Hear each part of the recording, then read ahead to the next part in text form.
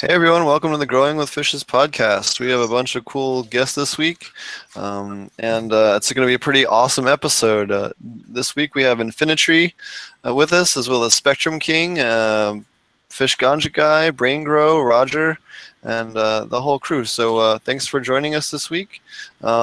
Today, we do this show every week to talk about aquaponics and cannabis growing.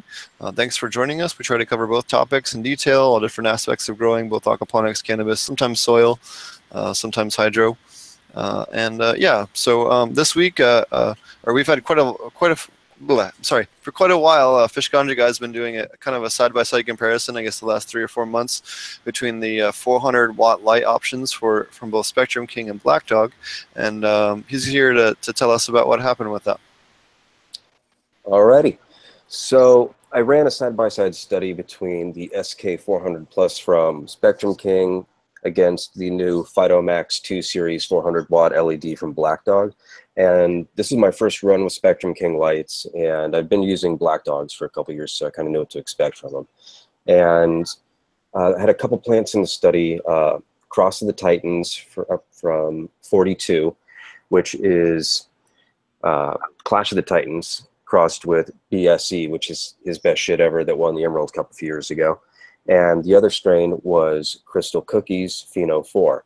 And that is from In-House Genetics. It was animal cookies crossed with platinum cookies.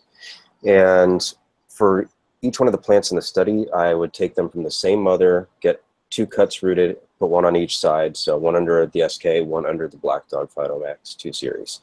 And I wanted to wait until I got all the results back before I went ahead and did that. I submitted my strains to Bud Genius in Southern California. It's a testing lab out here.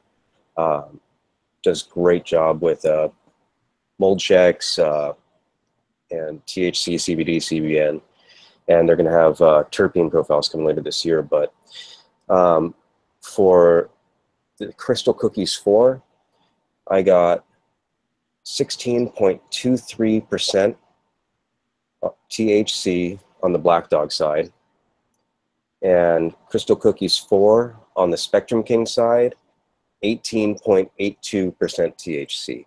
So that was a difference of about 2%. For the Cross of the Titans from Black Dog, 20.74% THC. And for Cross of the Titans on Spectrum King, 22.66. So again, an increase of about 2%.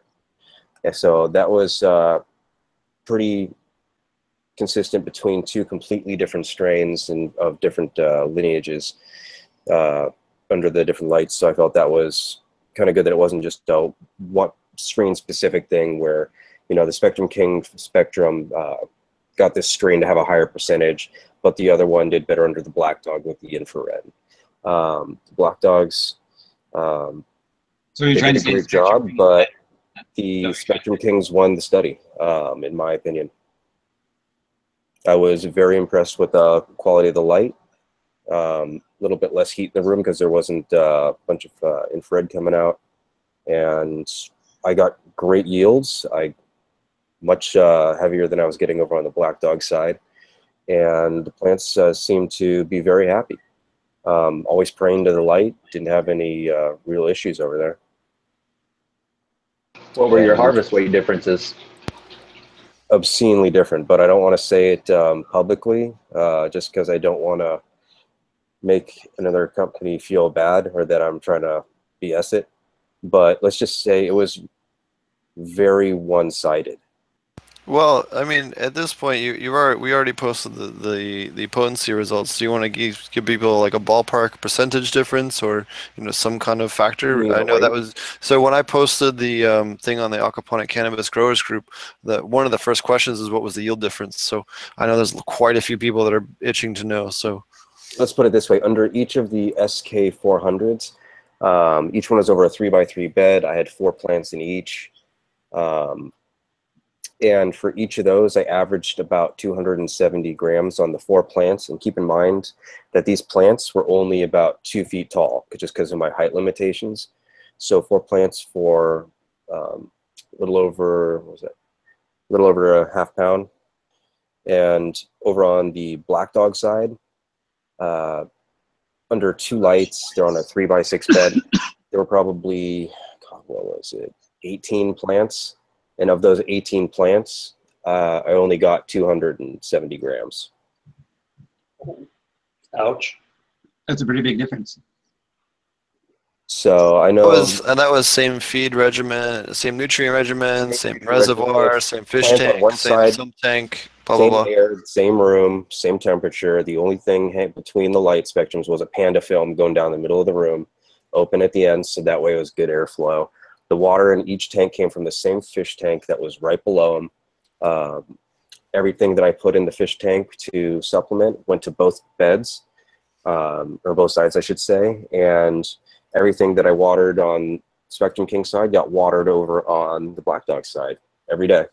So how could, just out of curiosity, I mean, you mentioned you were concerned about one company calling BS or something like that, but I mean, how much more non-BS do you want? I mean, it's a measurement, right? I mean, yeah, everything else is side by the side same. and you report it all. That's what happened. You know what I mean? Like, yep. I wouldn't be worried about BS stuff. And I appreciate you just, you know, publishing what you do. So if you don't want to push your total yield, I totally get that. But, you know, I wouldn't be, especially, you know, given some of the concerns you've had with the lighting company, I wouldn't be concerned about protecting them, because they didn't seem overly concerned about protecting you or their. Well, yeah. So let's talk about those points. So for instance, I mean, I don't know if you want to talk about it or I want to, but you noticed that there almost seemed like it was a fire hazard, the lack of screening on the one of the lights because of how much the ladybugs ended up building up in it, and one of the other ones was that one of the 2 lights wasn't shutting off all the way at night, which on a basic standard timer that you get at a normal hydro store, which seemed a little odd.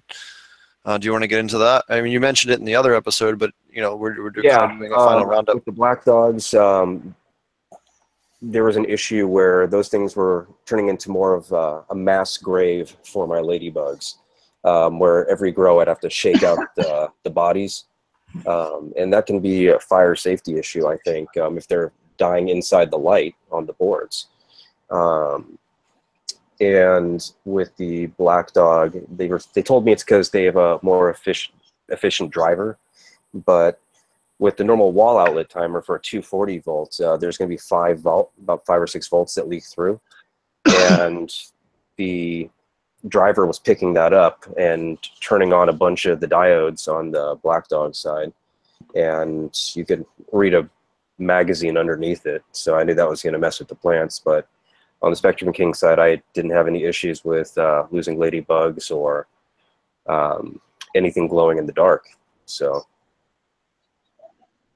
yeah, and you know, like we talked about this a couple of different times on the show, and that they were obviously made aware of the situation. And I personally feel like it would be an easy fix to at least just put an asterisk on their website that said, hey, you know, you're going to need at least this kind of light controller in order to make it work. You know, it's a known issue, so that people can be prepared for it. I mean, it seems like a small edit that could be done. So that's kind of why. I mean, maybe it's a pet peeve, or, you know. Not only that, it's an easy mechanical fix. It's just a matter of 1 or 2 pieces of hardware that need to be added in line with to shut off the power, so that it's not trickling back. It needs to reach a minimum thing. So like this is literally like a few cents, like less than $1 fix hardware wise to fix that. That's not expensive. It's just a matter of it's just a missing part of the engineering. Probably change the capacity. That's exactly it. I mean, I've built my own home LEDs before. I built home LEDs for 7 years for the aquarium trade, and that was just something you always did to make sure that you didn't have that dim low output, because I don't want to reduce the life of the diode.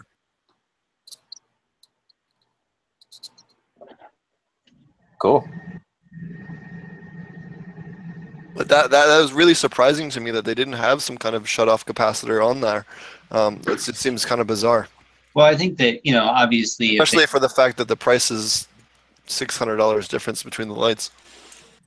Yeah, and I don't really want that to distract too much from how outperformed they were, right? I mean, who wants a light with issues on top of, you know, underperforming? If you can get a better light, and clearly across the board, I guess my only point was I I don't think we should be overly concerned about outing them when they don't seem overly concerned about protecting us as consumers, because I can kind of get like, okay, you know, everything's said and done. Maybe you've tested all of your equipment and everything you've done up until now and manufactured everything, and you didn't have that issue with your controllers because you use more advanced ones. But knowing about it now, you should be able to just take an asterisk and add it to your website, and it should have been done months ago.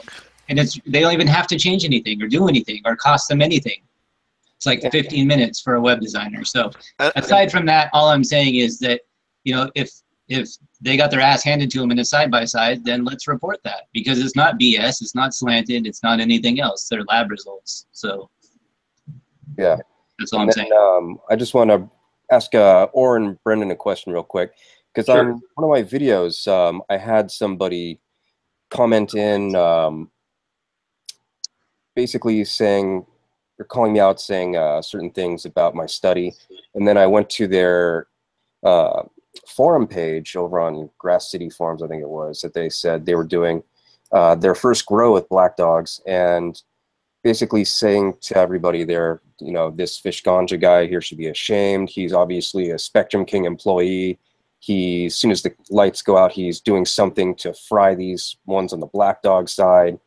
And, well, first of all, I understand this guy's saying it's his first grow, but the lights he said he's using are the Phytomax 2 series from Black Dog, 1,000 watt and 2 800 watts. So he's running for his first grow about $8,000 in lighting. So that was a little suspicious to me, but I just want to clear up. Have I ever been an employee of Spectrum King or contracted with you guys in any way, shape, or form? No, man. In fact, even funnier, you grilled us like the detective a bunch of times to find out what we were doing, how stuff worked, and I said, come on down and we'll show you, man. So I appreciate you bringing that up. Not only that, my experience in the aquaponic industry was with Black Dog originally, and them telling me about how the different diode spectrums and stuff, and how theirs being that different color versus yours, which is pure white, was inferior and all that. And we brought you guys on the show, and you guys educated us and schooled us on why how wrong, well, not, I don't want to say that, but how your methodology works better. And then now we've done side by sides, and now we've proven it that you can get just as good, if not better, yields out of the bright white rather than having the multicolor. Just different engineering methodologies. But to me originally, and I've even been spoken to, up until the point where I had a chance to see you guys growing at the Dude show from the Dude Grows show. That was where first time I ever saw that. I helped him hang his SK600s, the first ones that you guys sent him. And I was blown the fuck away by how bright those lights were. Both of us stood back, I think, for a good 5 minutes, and we're just like, wow, it looks like daylight in here. I appreciate you saying that. And, the guys who are doing the color diode thing still, if that works for them, great. They could drink their own Kool-Aid. But the problem being, plants go for intensity first, spectrum second. We study plants because there's a lot of creative storytelling in this industry, as I'm sure you've heard, in every angle of it. Be it nutrient sales, lighting, or whatever. There's some great stories being told out there. Not all of them true, naturally. So we say plants don't lie, people do, because the first thing we look at when we make something is the plants. This guy's eyes and nose tell me all kinds of things because he's looking at these things like a human microscope. I do have a very big nose. So. It's accurate. It's very accurate precision proboscis.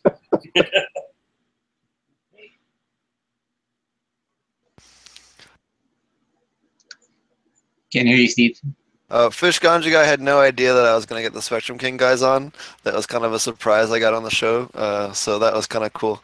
I really appreciate them taking the time out of the day to come and join us for this episode. I thought it'd be kind of fun to have them on since, they won the grow off, and I thought it'd be really cool to get their input, and, Fish Ganja Guy could clear up the fact that he never worked for them and everything else. So, but yeah, does anyone have any? I once, But he came in and, he asked every question a real gardener would ask. And he asked, what I appreciate is someone that cares about their plants and is looking for specific results, specific things from their plants.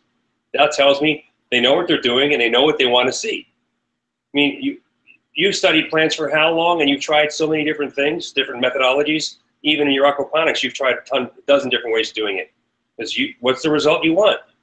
When you find it, you stick with it. We're no different. We want to get the best results from our plants. Simple as that. Yep, that's for sure. Welcome to the call. Be patient. Glad you could join us. Hola. Thank you. Nice to see everybody. We can see the top of your head. All right, B, you're on with the usual crew, Spectrum King, and then we've got, is it Nate and Connor from Infinitry? Good guys. I vouch for them. Very cool. Awesome. Nice to see you guys.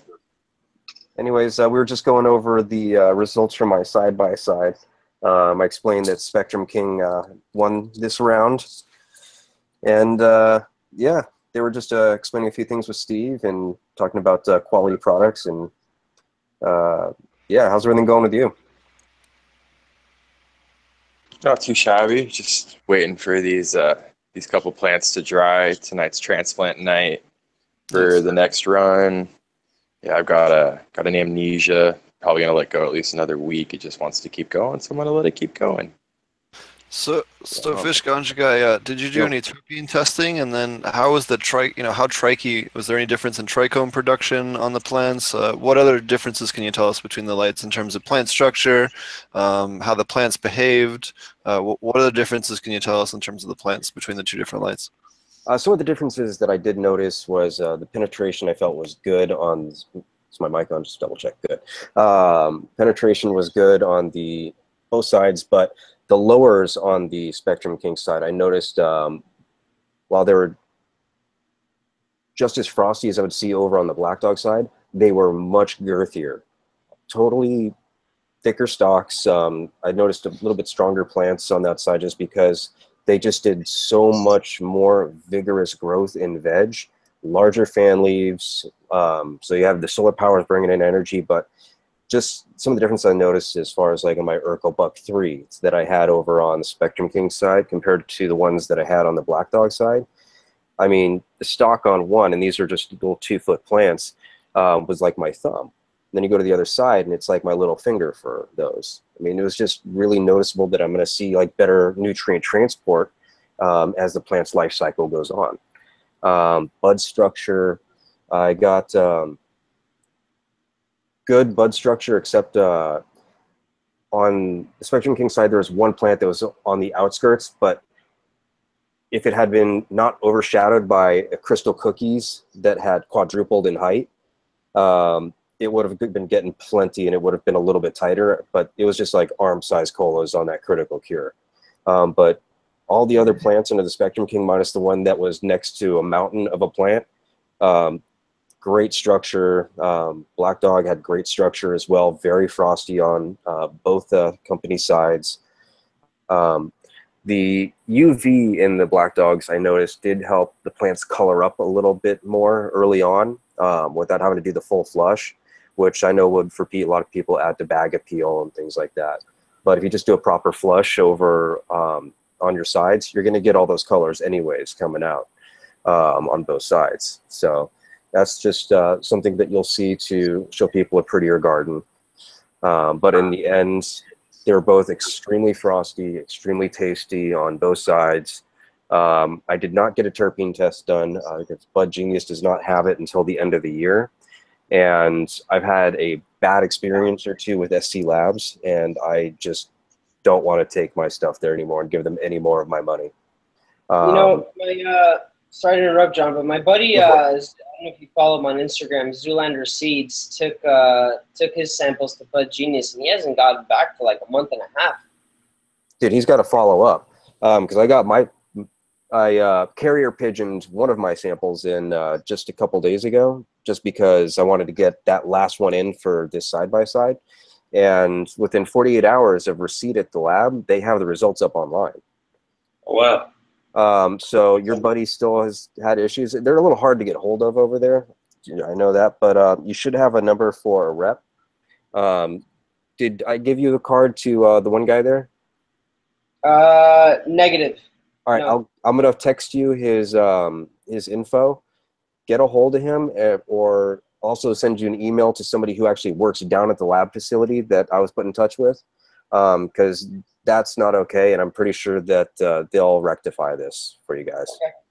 Okay. Okay. Thank you. Because I've had great results with them, and even like on 2 of my samples, they said, not pesticide, but God, there's a pathogen index. That's what it was. Pathogen index of low. And I was like, okay, what does that mean? So I got a hold of them. They're like, oh, well, if you look at this one picture we put up on your profile for this plant, look in this one little corner right here. You see that tiny little hair? Yeah, that's what they picked up. It's like, okay, what about the other one? They're like, you see this little leaf hopper husk tucked under that part of the bud? I was like, motherfucker. Okay, so you guys are really getting in there and examining everything by hand. And you're putting that up as the pathogen index. That's cool. As long as there's no mold on my plant, like, no, you're totally clean. We just found a single hair and a piece of chitin. I was like, there's a decent attention to detail there for the price that I'm paying, and I'm definitely cool with it. Nice. Yeah, and when I see numbers like 22% and not one of the labs where it'll inflate it to say, hey, everything you have is 34%. You can post that up. Love us. I feel that these are respectable, real numbers that they didn't try and, you know, powder up. Did that was the problem you have with SC Labs, wasn't it? Is that you had no, it just took forever? Or that was one of the problems. I mean, like, I don't even want to get into the whole story. It's just one thing after another. This whole process took like a month to get some results back, like 3 weeks on a pesticide check, and just the customer service experience that I had was just a fucking nightmare, and I got no apologies for it. I was like, after spending a few thousand here, and this is how this last experience has gone, I'm moving on. I would too.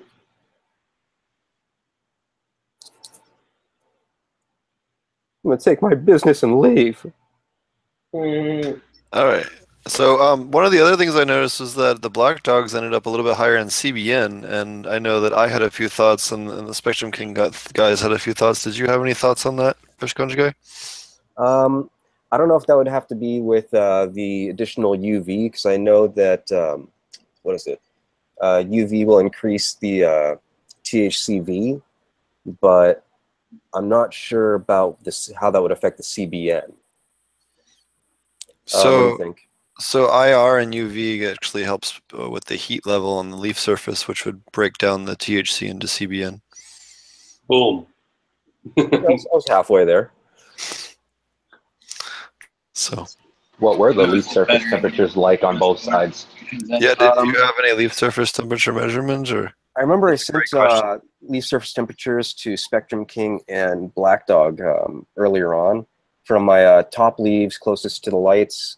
And, well, the room would be about 86, 87 degrees. The leaf surface temperatures were usually around like 82, somewhere around there. It wasn't bad. I don't remember the exacts. I don't know if you guys still have them from when I sent it over to Spectrum King a while ago, but it was just a couple degrees under room temperature, so it was working perfect for me to keep my room at 85, 86 degrees. Yeah, I think it was about the time they were on the show last time, if I remember right. Might even have been right about that same time when you took the temperature measurements. Should be on at least one of your videos, I think, wasn't it? I think so, yeah. Yeah, and the temperature was almost the same for both lights. It was just like a degree or two warmer consistently, just because of the infrared over on the Black Dog side. But so the Black Dog was actually running a little bit warmer?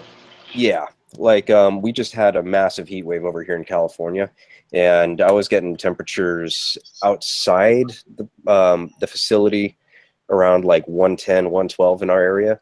And even at night, it would be like 90 degrees. So I just had to take out on this current run my 2 Black Dogs, because there's just too much heat production. My little AC couldn't keep up. My room was like 95 degrees, and I was just flipping into flower. There's no way that can happen. So what I did was I just took out the 2 Black Dogs, took out a bunch of plants because I have a reduced footprint. And then I got CC 140 from Spectrum King, and I have an older CC 100. So I have 400 and a SK 400 plus on one bed with a 100 watt CC, or a closet case if people listening don't know what that product is from them. And then on the other 3x6 bed, I've got a 400 plus with a 140 closet case. So basically over 2 3x4 areas, which is what I reduced my plant count down to, I've got about 540 watts in the Spectrum Kings. So it's reduced heat because I went with those 2 lower wattage lights, but it's still going to be great quality because I've seen what those can do. And I figure with that overlapping footprint that I've got between the lights, it's like 540 watts in that little area. I'm pretty sure my plants are going to thrive perfectly. Sounds good, man. Mm-hmm. Steve? So is there anything? Have you guys done any have you guys done any side by sides with any other light companies there at Spectrum King? I mean, you guys don't have to necessarily name who it was, but have you guys tested some of you guys against some of the other LED competitors? We've tested against bulbs and other LED companies.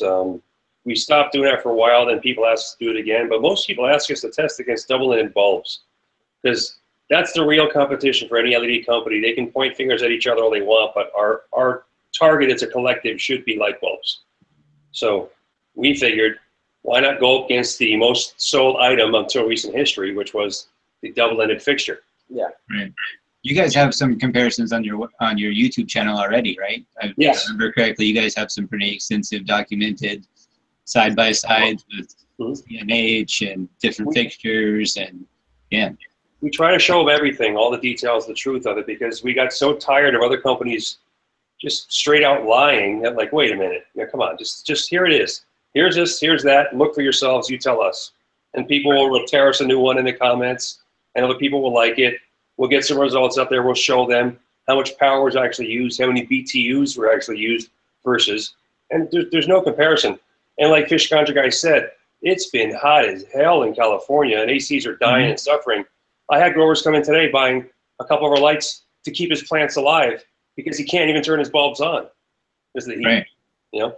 And the funny part is he's now a regular customer because he's seeing what he did as a stopgap measure to keep his plants alive is now what he's going to switch all his lights to because it works better than his bulbs. So it was a pleasant surprise to have a guy do it that way. The heat wave helped us in a weird way. But, right. You know. Well, it highlighted one of the benefits of your light, right? I mean, that's not anything, that's a good thing. I think probably for the end user as well. I think you'll probably be happier in the long run. And, you know, this week at Spectrum King, the only thing hotter than the heat are the savings. I don't know if I go that far, but I appreciate it. Yeah, that's funny.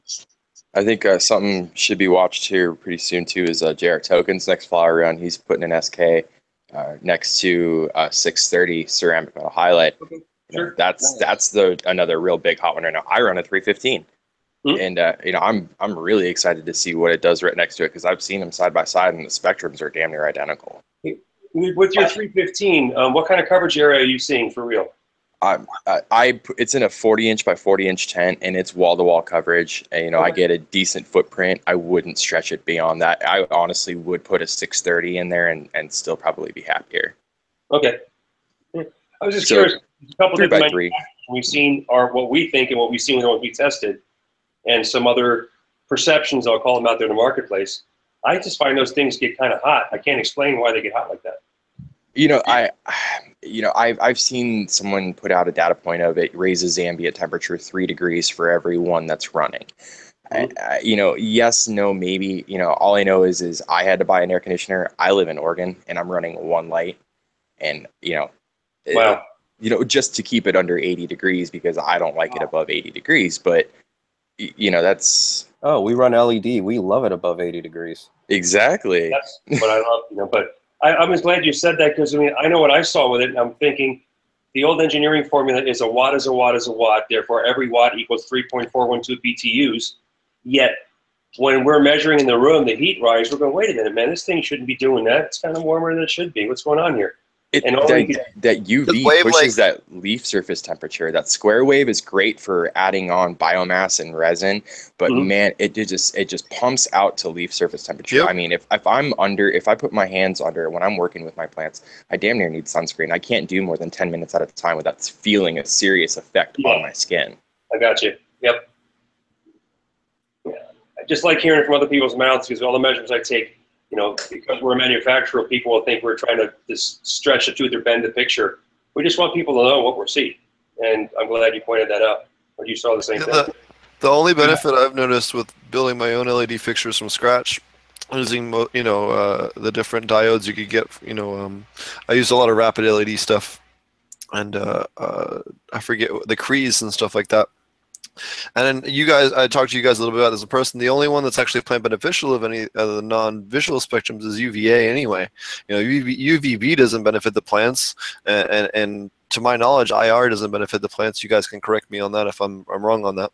A little bit. It's the percentage of the dose. Both. Isn't it only the phytochrome, like in the beginning and end of the day, that matches the IR? It's that super far red and slightly outside of visual spectrum red. Is that correct?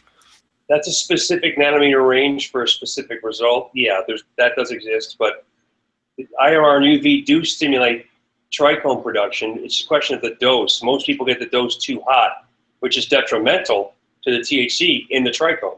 So when you get the balance right, then you see those THC results, which you pointed out versus the black dog.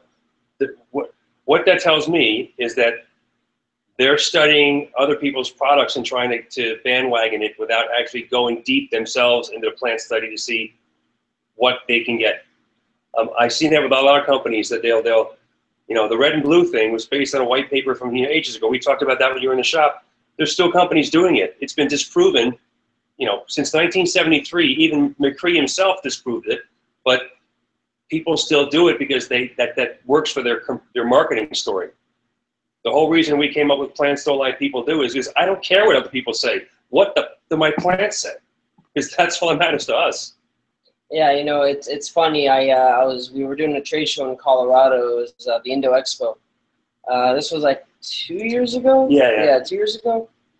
And I think they were Persian. I don't know. No, they're big tall white guys. No. I'm not talking about that. Okay, not them. Okay. So these Persian guys, and they're like they're with their power meter with blue and red light, on this little racking with little vegetables, and they're like, yeah, look, check it out, 3,000 par, yeah, right at the fixture. It's like, no, no plant can live there, no plant can grow there. It's impossible. So these are just guys with money thinking they can just throw money at it and make it grow. It's totally wrong. Well, it's at the end of the day, the storytelling has to stop. And the more discussions we have like this, where people tell the truth from what they saw with their own eyes, the better off we're all going to be. Yeah, the simplest. That's I feel it. We got to show the truth. We got to stop the bullshit and just come out. Here it is. See for yourself. I bought the 315 based off of the marketing. Oh, you're telling me I get the same out of a 600 from a 600 that I ran for 10 years out of a 315 watt fixture? Sign me up. And, I didn't see the same numbers, but I saw better quality, that's for sure. But that also could be from the 15 other things I've started doing since I picked up a 315. Yeah. Yeah, I'm also really excited to see JR Tokens 600 versus 630. That's going to be pretty cool. Yeah, and there's, and actually it'll be sitting next to a 600 watt metal highlight as well. So it'll actually be a three-way, all in the same tray with the Spectrum King in the middle. Yeah, and and if anyone else follows JR, like he's a dialed-in grower. I mean, that's some of the best cannabis I've ever had in my life. Yeah, his Thin Mint wrecked me. I haven't had the pleasure, but I've heard good things. His Thin Mint and you're not tincture. Your token, or hasn't had the pleasure. Hint. Oh, buddy, wait till the expo. So is JR running his SK400 that he has, or is he picking up a 600?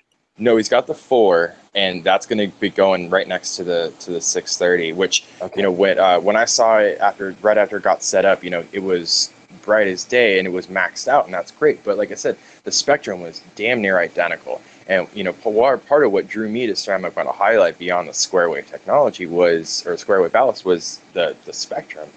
And and this whole claim, CMH bulbs are only lose 10% after a year. Bullshit. This bulb is 11 months old. I'm gonna have to replace it because it's a solid 15% dimmer than it was a year ago. It will stay that long if you keep it very cool, which doesn't work for your plant. So it's kind of a bizarre trade-off. Hey, Yeah, because it's more efficient, the cooler it is, right? So, or the hotter it is on those lights, right? I mean, so as that lamp gets hotter, it gets more efficient. But you know, again, you have that you're sort of fighting your plants with your pressure deficit and everything else. And I run to 330 watt ceramic metal halides next to each other in about 4x6 or so, and they're definitely cooler than a lot of the alternatives. So like say in comparison to a 400 watt metal halide or something like that somebody would veg with, you know, I definitely think they're cooler than a lot of alternatives, but they definitely still generate a lot of heat for the area that they are and light that you get out of them. So I think a lot of it depends on what you compare them to. Like in comparison to an LED, the temperature, you know, and the ambient change temperature in the room just isn't as high. And if you, and I have some high-end LEDs in there in the same room as well, and it's pretty easy to turn one off and then watch the temperature change and then turn it back on or back and forth, you know, and be able to do that. So I do think that one of the things that CMH did make me a believer in was the white spectrum, though. Like seeing the difference in the enhanced levels of CMH in a whiter light than just like an HPS. I feel like there was a big difference in quality, kind of like what the other guy said, that it was, you know, dense nugs, a lot more resin, all of those things. And so, you know, I think that you know, it made me less of a believer in the red spectrum effect overall, just by using them. But you know, they definitely seem hotter, and like they also talked about, like just putting your hand underneath it versus putting your hand underneath an LED consuming the same amount of wattage. You know, you can feel the difference over time. So all of those, like, you know, just want to echo all those same personal experiences with both LED and CMH. I think when we get to the point where you measure a spectrum in a larger bandwidth, not just 400 to 700, we'll get a lot more truth in advertising, because people will have to show, you know, if you go from 240 to 800 or 240 to 950, you'll see all the things that plants use that the PAR measurement just doesn't take into effect. But you'll also see that they generate heat and things that LEDs just don't do. So yeah, your leaf temperature will get hotter. That's why I tell people, you're running your bulbs, and you think you're 78 degrees, you take a plant tissue sample or a tissue reading on the top of your canopy, your plant can think it's anywhere from 90 to 110 degrees. Right. Sativas, for example. And if you take that same leaf temperature and you bring the room up to that temperature in LED, you'll get very similar results, and you'll save a ton in air conditioning. It will be hot and get your VPD up naturally, but your production costs and your quality go through the roof that way. That's just, you know, you can use a bulb. It works. And we never said bulbs don't work. We're just trying to find a more efficient way to grow. Sure. And so I guess here's a question. So we had a question from chat. What is how would like the Closet King 140 compare to like a 315, for example? Well, the 315, you know, can cover up to 4x4, you know, whereas a Closet Case 140 covers a 3x3. It has a really good intense 3x3 footprint, and again, you're running. I know. Well, to speak to that, over at Ouroboros, they're using it actually to cover like a 44x44 area for the Closet King 140. So they're actually doing bigger than a 3x3 for, and they're using seed startings and vegetables. But yeah, again, for vegetables, a Mother's Little Helper, that's why Ouroboros, I was telling them that the Mother's Little Helper is meant to cover a 4x4 for veg. Yeah. Nothing for flowering plants. Flowering plants, yeah, 3x3 on the Closet Case 140 all day. Oh, yeah.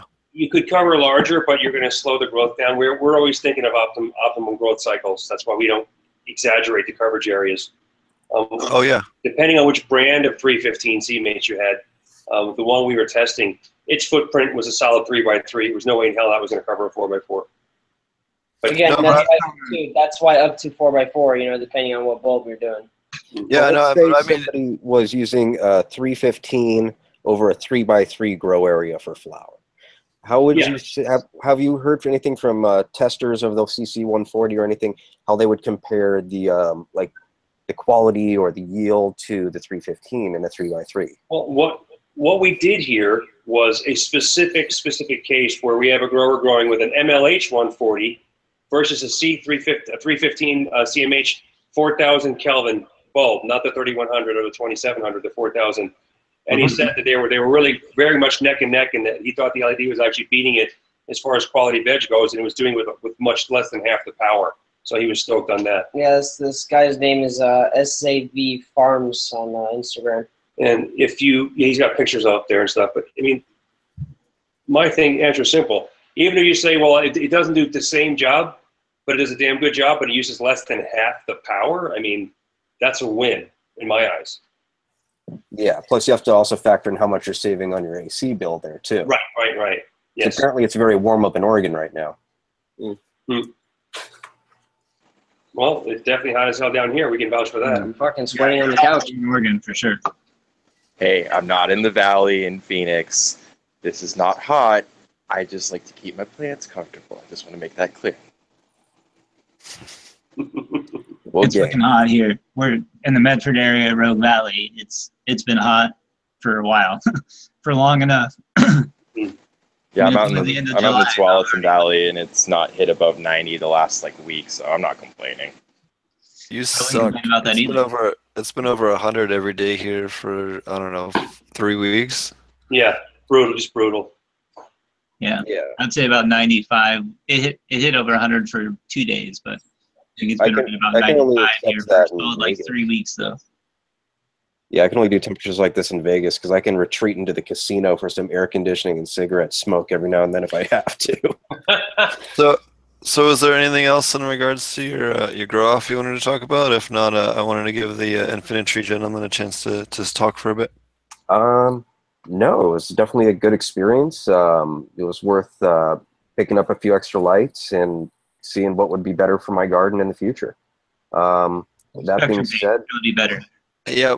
What's that? In case you were wondering. Why, I didn't hear what you said. I said Spectrum King would be better for your garden, in case you were wondering. Yeah, that's the feeling I'm getting. That's the overall. I'm gonna concur with you there, Doctor. Okay. All right, and then let's switch over to Infinitry because I definitely want to hear what these guys are about. I also thanks a lot to Spectrum King for joining us. You guys are more than welcome to stay and hang out if you want. If you guys want to take off, I more than understand. You guys have spent I'm curious quite a bit of time. what Infinitry has to say too, man. I like to hear about new stuff. Sure. Yeah, I'd like y'all to stay too. It's more fun when y'all stay than when y'all left. Well, I definitely just wanted to stop and plug both of y'all's YouTube channels. Fish Ganja Guy has his YouTube channel, and he's going to have his own separate video on the side-by-side. Actually, I'm going the efficiency route. I'm just going to link people over to this podcast for the results. Since we went and got us Patrick King to chime in as well. Excellent. And then be sure to check out Spectrum King. Their website is spectrumkingled.com, correct? Yes, sir. And then their YouTube channel is Spectrum King LED. They have lots of really awesome YouTube content. He has some really cool breakdowns of VPD, all kinds of really cool content on there. If you guys also want to learn more about vapor pressure deficit and temperatures and humidity and stuff, they gave a great breakdown on the last time they were on the show. I think it was episode 46, I think it was. So definitely go back and check that out. They were amazing guests and had a lot of really cool content on there. So if you aren't familiar with them, go back and check them out. They had answered a lot of cool questions, and I'm super grateful. I had a chance that they were kind enough to give me a full tour of their place and show me a bunch of cool stuff that they're about to release. I don't know if they want to talk about anything at all or if they're still where they're at. But if not, we'll give them the floor in a little bit and then and let the Infinitry guys here talk. So Infinitry guys, why don't you guys tell us about what you guys do? I know not many people know about you guys. I saw you guys on Reddit and then wanted to invite you guys on the show to give you guys a chance to talk. I love to support other people that have the aquaponic cannabis and sustainable cannabis cause out there. So thanks for joining us. Yeah, thank you so much for having us. Welcome to the show. Welcome to the show. Awesome. We're having a blast already. It's a really big. So So tell us about what you guys are about. Yeah, so we're a small startup based out of the Washington, D.C. area. And we figured we'd tell you guys a little bit of our backstory and how we got into this whole scene. So we actually met each other in college. We were both at UVA, and we had this idea together to start an automated grow box that was app connected and basically getting beginner growers up to a level where they could actually have a successful grow. We met so many kids who were like, we tried growing weed and like, you know, I got 2 weeks in and my plant died and blah, blah, blah. We heard the story over and over again. So we just got super excited about this idea, and we took off with it. We had about 2 or 3 grows using soil grow in our first boxes. And one of our customers actually was doing some research, and we had never heard of aquaponics before, believe it or not. It's not as popular over here on the East Coast as it seems to be on the West Coast. So he said he heard something about if you added, you know, fish water into your grow, that it would add a bunch of nutrients, and he just had a silly little idea, and we kind of took off with it. And so we started doing some research into aquaponics and just fell in love with the idea of it. We fell in love with the organic nature of it, with the sustainability, the symbiotic ecosystem, just the whole thing really aligns with all of our ideals as a company and as a brand and kind of where we wanted to go.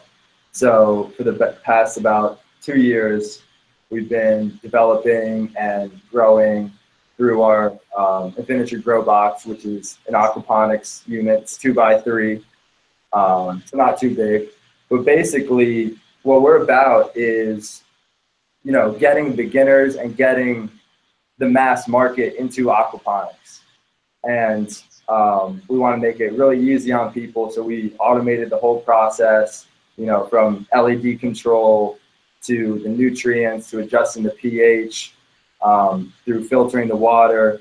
So basically, we want customers just to get a box and we'll guide them through the setup, and then they're basically good to grow from there.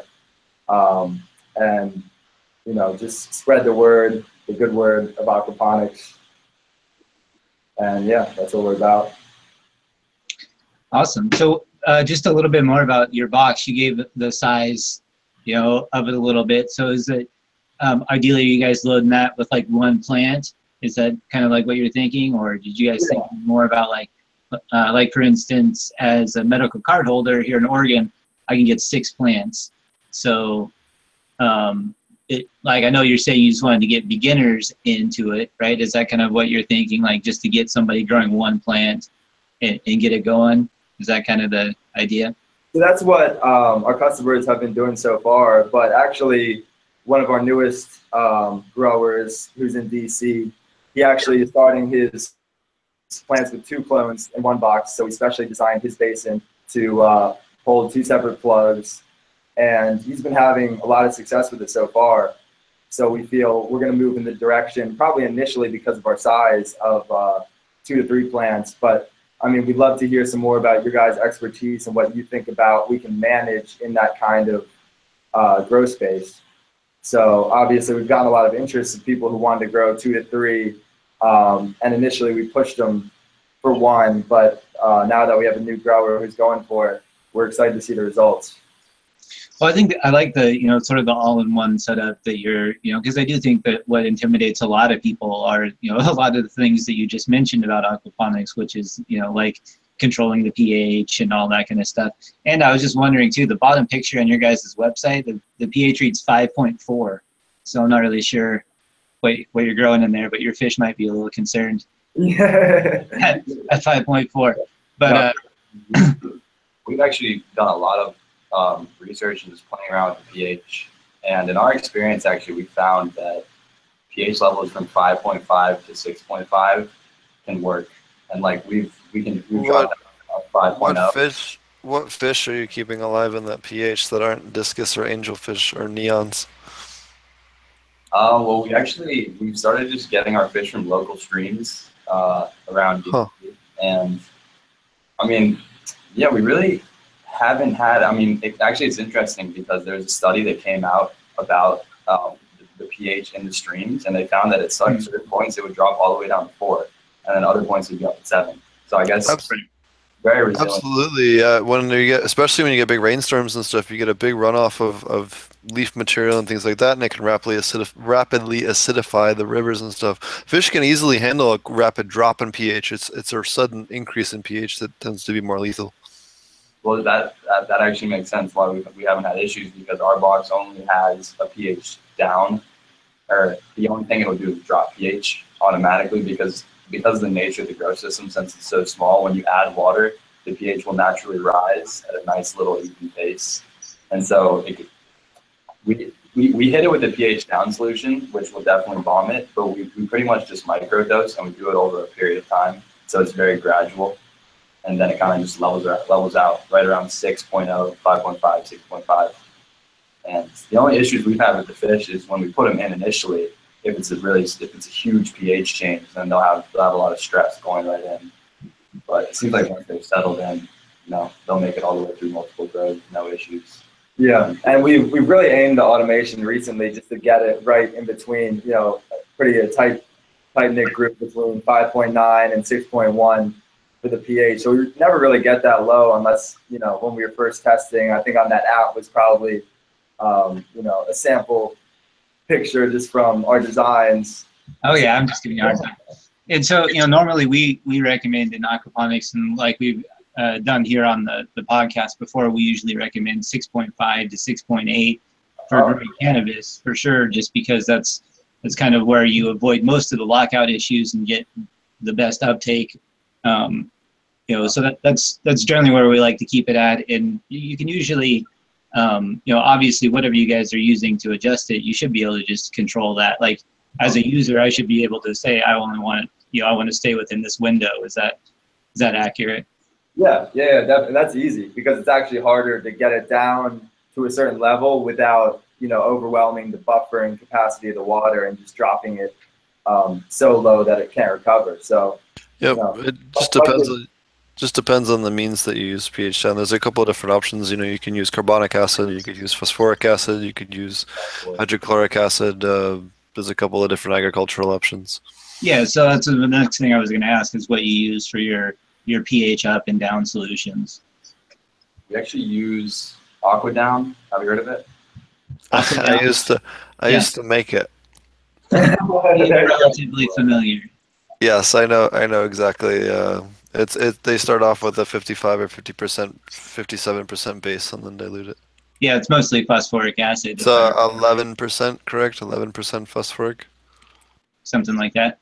Anyway, it's primarily phosphoric acid, which we obviously, like you're talking about, microdosing it over time is very important because you don't want it to crash. And then other things like how well established your microbial life is and the colony is, and how much you feed, you can drop the pH at a faster level. So, and especially over time, like if you're starting out a new system, you can pretty much expect a crash once you get a fully established microbial colony. So at some point, the system is going to lower it on its own.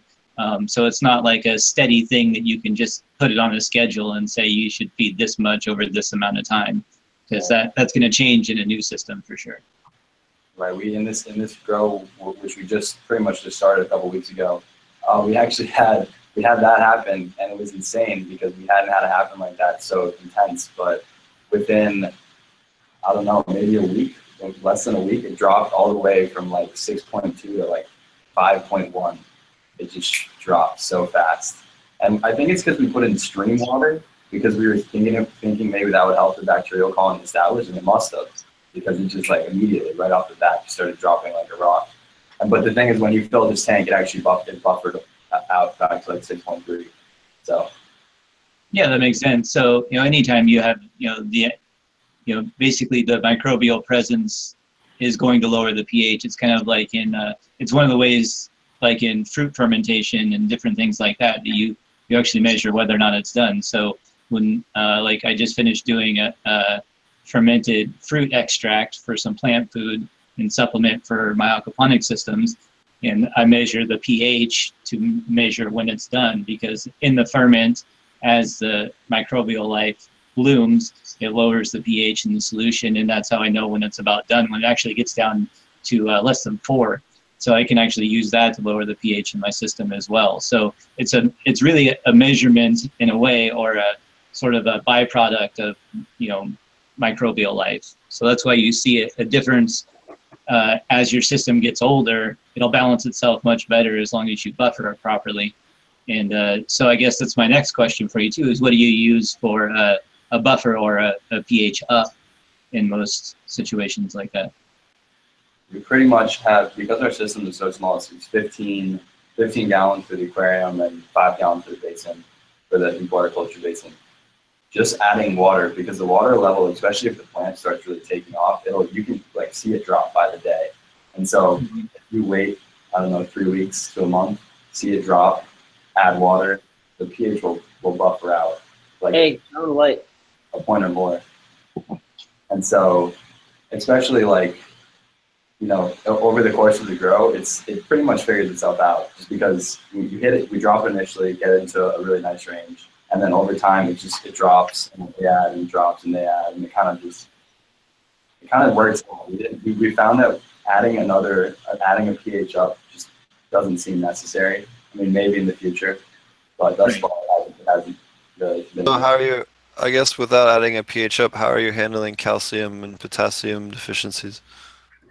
So in terms of our nutrients, we have a separate basin, and what we've been using so far that seems to be working is a mixture of, I think it's like 4 to 2 to 1 is it seaweed? Yeah, seaweed. Yeah, seaweed to bone meal we were just using a solution of ground up banana peels, basically all blended together. And then, so you mentioned that the pH might be too low for the nutrients absorption. And yeah, we have noticed that, but typically for us, I think the issue was more that the pH was actually too high for nutrient absorption, right? I don't know if has it ever been too low. You guys getting deficiency? Well, maybe that was our issue, is that it wasn't in that golden zone they were talking about, the 6.5 to 6.8, and we could have been, you know, sitting at 6.2, we could have been too low. Very true. Yeah, so that's definitely some good advice. Well, yeah, I mean, you'll definitely get some potassium out of banana peels. You know, probably not. I mean, I guess it kind of depends on how large a plant you're growing. As long as you're you're cycling through water a lot, and I guess that kind of depends on a lot of things. But I guess the main point is that the banana peels themselves are probably not going to provide a ton of potassium unless you're using like a whole bunch of them. Especially for cannabis, as you move through flowering is kind of like the important zones. You do get some, and probably the more, you know, if you're going that route, the more the better, but you probably would be better served by like collecting them into a ferment. So if you look at like I talked about, fermented fruit extracts or different things like that, to sort of break those down more and have them more readily available when you need them to be, as opposed to taking longer, breaking down in your system and possibly, you know, creating anaerobic zones that you don't, you know, that will become unhealthy for like your roots and stuff like that. If you're breeding something that could possibly become pathogenic for your roots, then that'll become a problem over time, especially as your system ages. Right. So you're saying that basically bananas or fruits can work, but you just have to make sure they ferment ahead of time. Has to break down, and you need a lot. Like for potassium, you would need like a few hundred banana peels to actually do a full start to finish cannabis grow. You really need to rely on stuff like potassium carbonate or potassium silicate or potassium. Well, they put in kelp, I think, is what you guys, one of the things you guys mentioned as well. So that's probably where you're getting the majority, you know, of your nutrients. I would say that the reason that I would recommend you do banana peels or fruit in a separate ferment first is just so that you can control your environment and even add in microbes that you want to grow and break it down, as opposed to just whatever you gather in your system from your environment. So by fermenting it ahead of time, you can make sure that you're using something like a lactobacillus, for instance, like labs that you can make yourself or purchase through like an EM1 Bokashi brand or something like that, so that you know you're not breeding something that's either bad for you or bad for your plants. in that process. And then once it's all been broken down and that cellulose layer has been broken down so it's readily available nutrients, then you can pour that into your system separately. And I would recommend doing something like that as opposed to just adding in your banana peel mix or blend, I guess, as you were saying. So let me see if I got this right. Are you saying that you can actually selectively breed for specific bacteria colonies to grow within the ecosystem via the fermentation process? Oh yeah. Mm-hmm. In fact, what was it, an episode or two ago, we spent a good 40 minutes, I think, talking about that. Yeah, so basically, like we were talking about, is you just take in a separate jar, you add in all of your stuff. So you want to take, like, for instance, the one I just did, I harvested some sour plums out of my front yard. They taste gross, even when they're ripe. Nobody uses them for anything. Usually they just fall on the ground. So I had my kids go through and pick up as many as they could and throw them into a 5-gallon bucket. I take about a third of that and just, they love to smash them up too, so they just give them hammers and let them go to town. And then once it's all good and smashed up, then I do a third of plant material. In this case was fruit. I do the rest water all the way up to pretty much the top, cover it up, and I throw an EM1 Bokashi brand, which is just inoculated with lactobacillus, so it's a probiotic, similar to what you would find if you go to the store and buy like Good Belly probiotic juice or something like that. It's got the same stuff in it. It's from the same stuff that really is in your intestinal tract as well. It's just a different strain of bacteria. So throw that in there, and you're using those microbes to break down the fruit, in this case, back into the potassium and magnesium that it started out as. And then you strain that out. I feed that back to the worms. The solid part of it, what I strain out, I feed that back to my red worm bin. And then the juice, the water-soluble nutrients that are left over, go back into the aquaponic system. That's so cool. That's really amazing. So my question for you is, because we're building a product here that we're looking to grow at scale and be able to provide to people across the country, what would your recommendation be for us to provide them with the proper nutrients without having to necessarily ferment it all ourselves and ship it out with the product? Well, what I would recommend you looking into is probably incorporating a couple of things. First of all, you had like a separate reservoir where you can put in water-based nutrients, which is great. And kelp is a great option for that, and there's even a couple other ones. So you might stick with more water-soluble supplements as much as possible. And you kind of have a couple different ways to go with that. The other thing I'd recommend you looking at is maybe incorporating some type of red worm bin into your model so that people could throw in their banana peels and break down stuff that you would normally compost, as long as they stay away from like meats and they stick to like fruit and vegetable waste. Then you can essentially just have water rinsed through that. That's for the most part what I do with my worm bins here. Is I use the worm leachate extensively. It just drains through and comes out the bottom, and it doesn't hold in the bottom like a lot of worm bins do, where it can sort of like build up and toxify in the bottom. So mine don't hold water, they just sort of absorb through. So if you can figure out some way to incorporate a red worm bin where people could make use of the stuff they'd normally just throw in the garbage, I think that would probably be a great way to supplement stuff. And the worms will really help you break down stuff so that you don't have to ferment it and do a lot separately, but would allow you to do that if you wanted to. Obviously, you could still do a ferment and add it into your liquid bin. What happened there? Uh-oh. That makes sense? Yeah. Yeah. No, that's brilliant. Yeah. We didn't know anything about that. The liquid soluble is nice because we can run it right through the pump.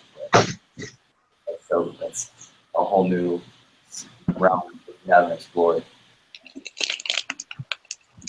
Cool. We covered a lot of different nutrients early on in our podcast. We went through sort of like each one of the main nutrients one by one and what you can use to supplement for them. So you guys might want to check out some of our earlier episodes and kind of go over what those are. And if you know, what we try to do is provide, you know, the information necessary for growing cannabis. So you should be able to find a lot of options in there for things that would make sense for you guys, since you're doing aquaponics anyway. A lot of people stick with a lot of the stuff that Steve mentioned for potassium because it is water soluble or easy to supplement.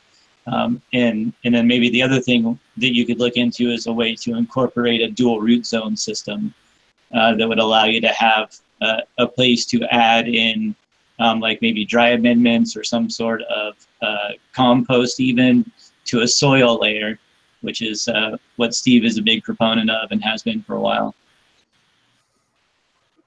Yeah, definitely. We were actually playing around with including a media-based grow bed that would have worms throughout, but we ended up not doing it. Because we had so much success with deep water culture that we decided not to take the plunge. But definitely some cool stuff.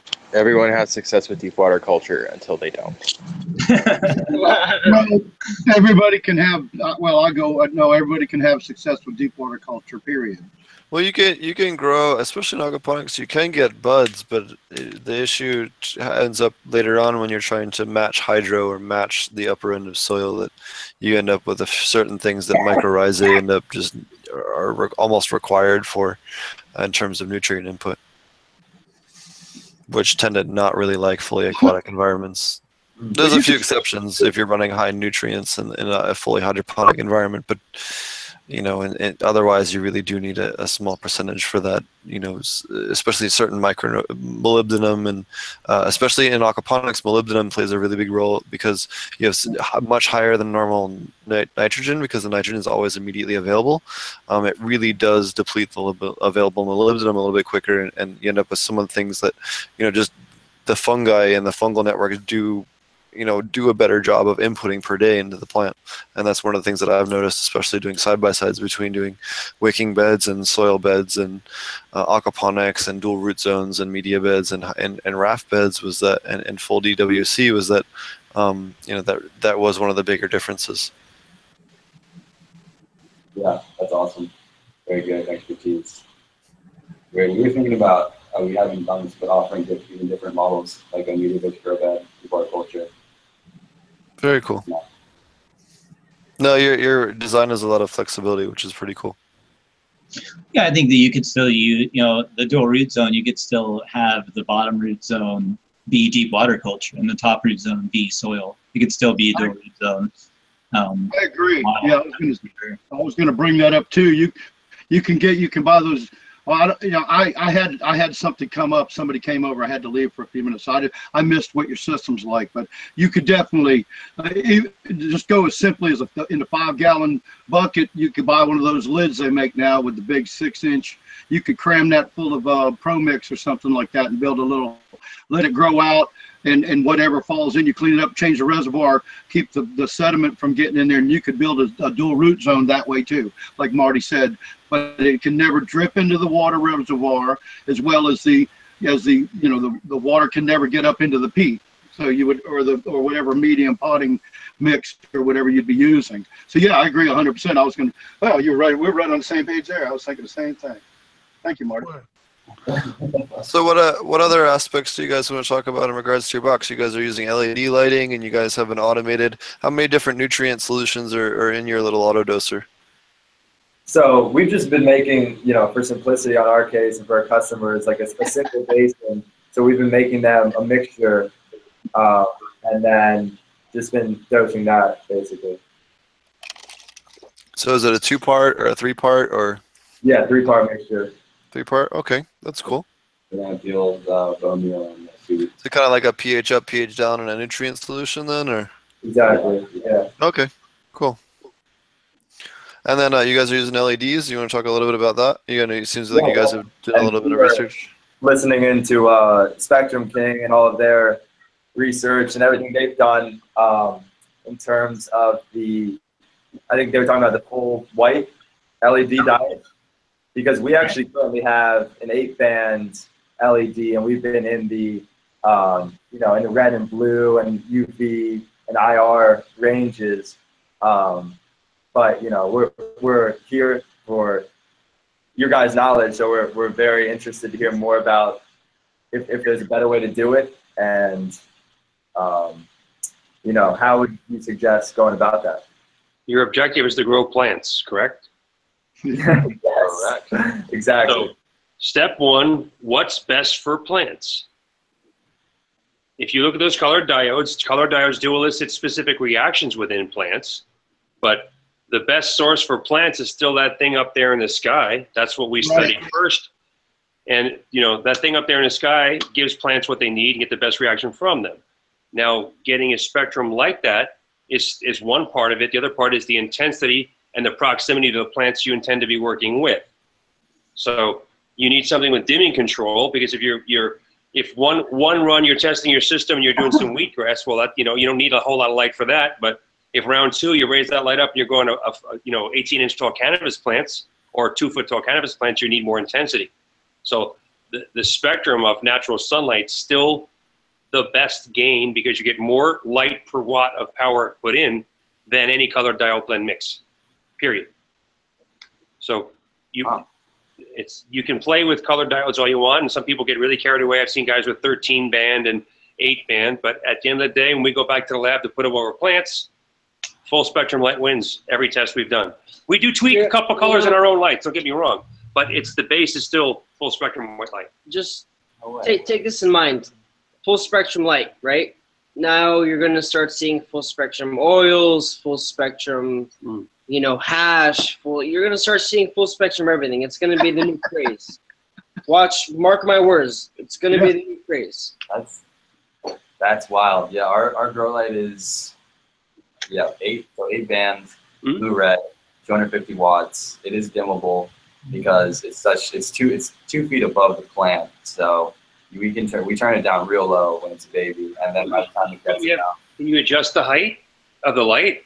No, the height is not adjustable, but we found that it pretty much does the job, just dimming it, because by the time it gets about half, then you can pretty much put it on 75% to 100% power from that point on, and it'll just suck it all up. But you need to definitely look into bright white. Well, you know, it's just like some of the guys said earlier, they make their own lights and play with cobs.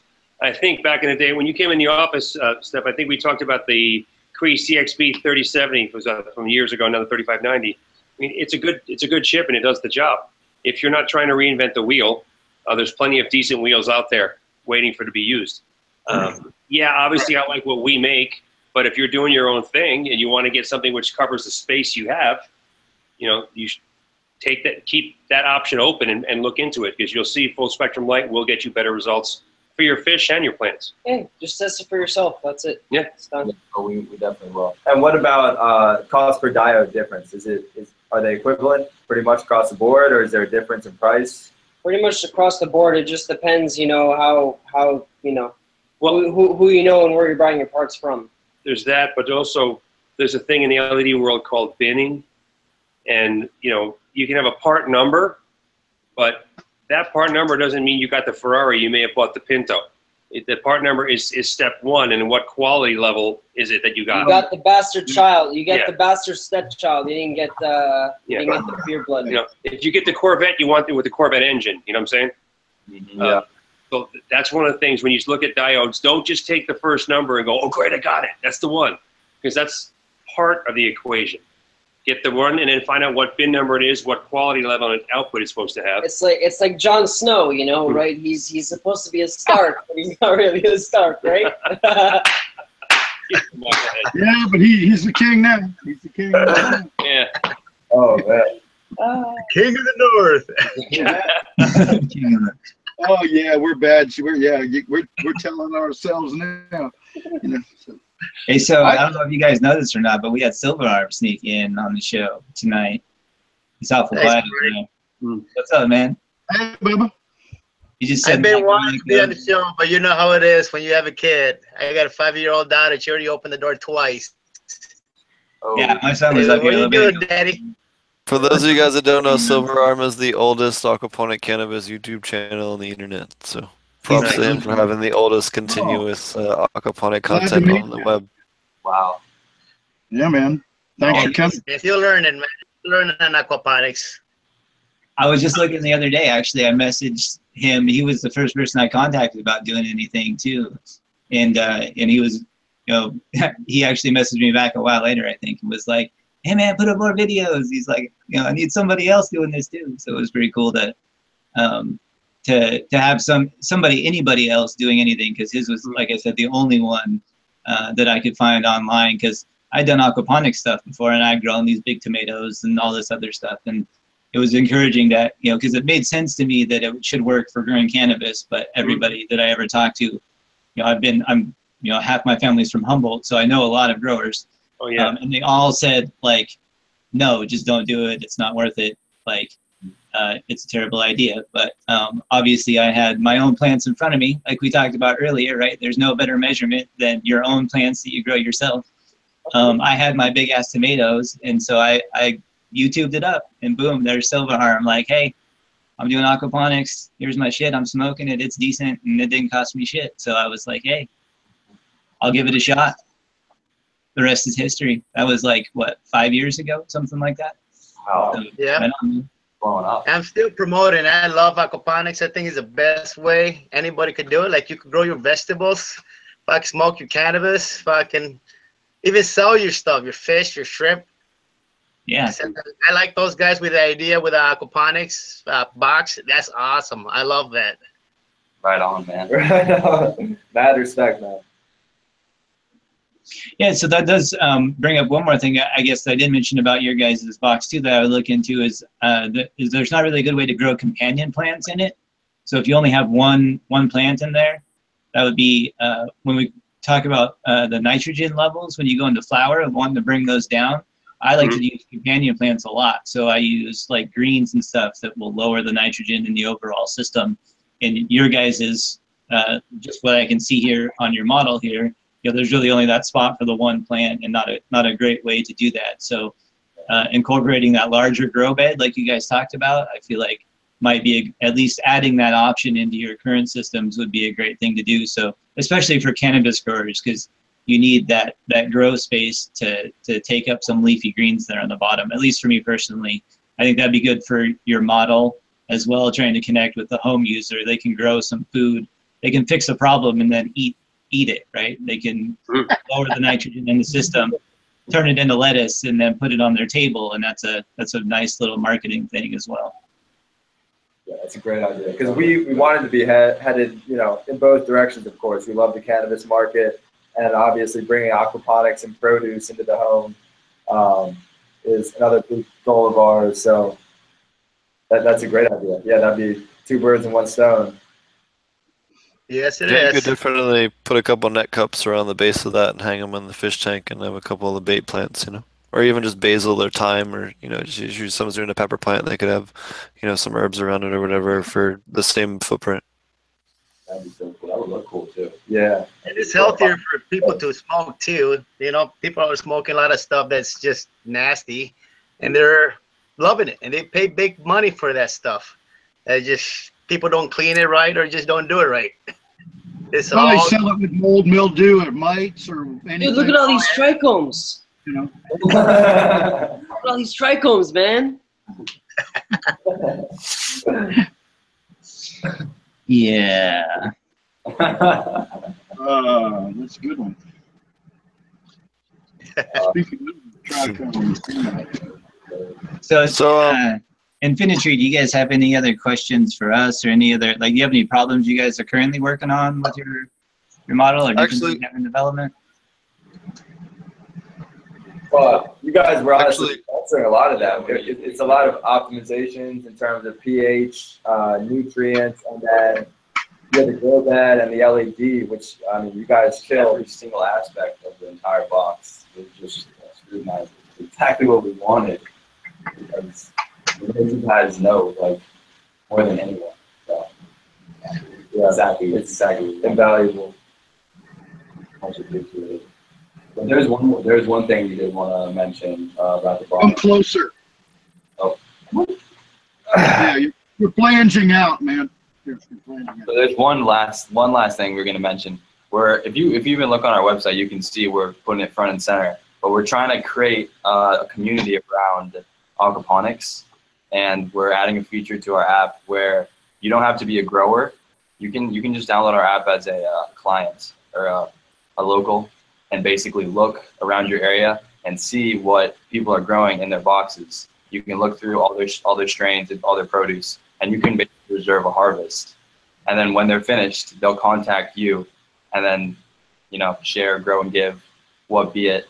You can get connected with the best aquaponic produce right in your area. So we're really excited about that. That's cool. You're kind of like starting a co-op, so to speak. Yeah, like an online co-op. Yes, exactly. Yeah. So yeah, we just really, I mean, we love the aquaponic message, and on the East Coast, people don't even know about it. Like, we can't even pitch it as an aquaponic grow box because people know it's aquaponics, and it takes so much time to even explain all the details of it and the cool aspects of it that basically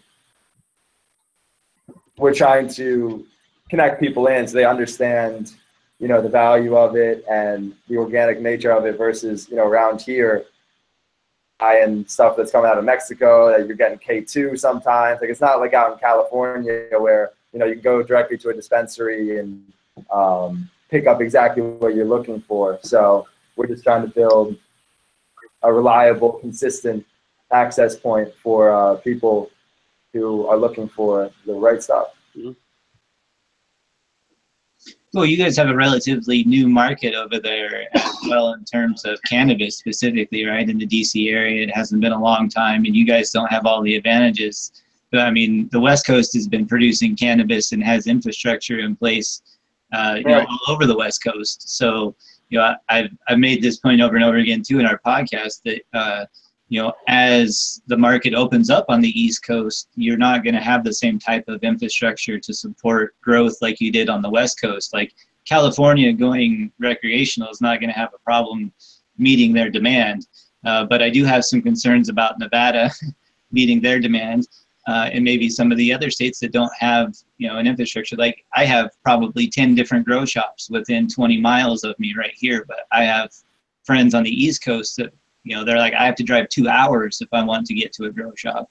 So just those little types of things I feel like are, might be challenges that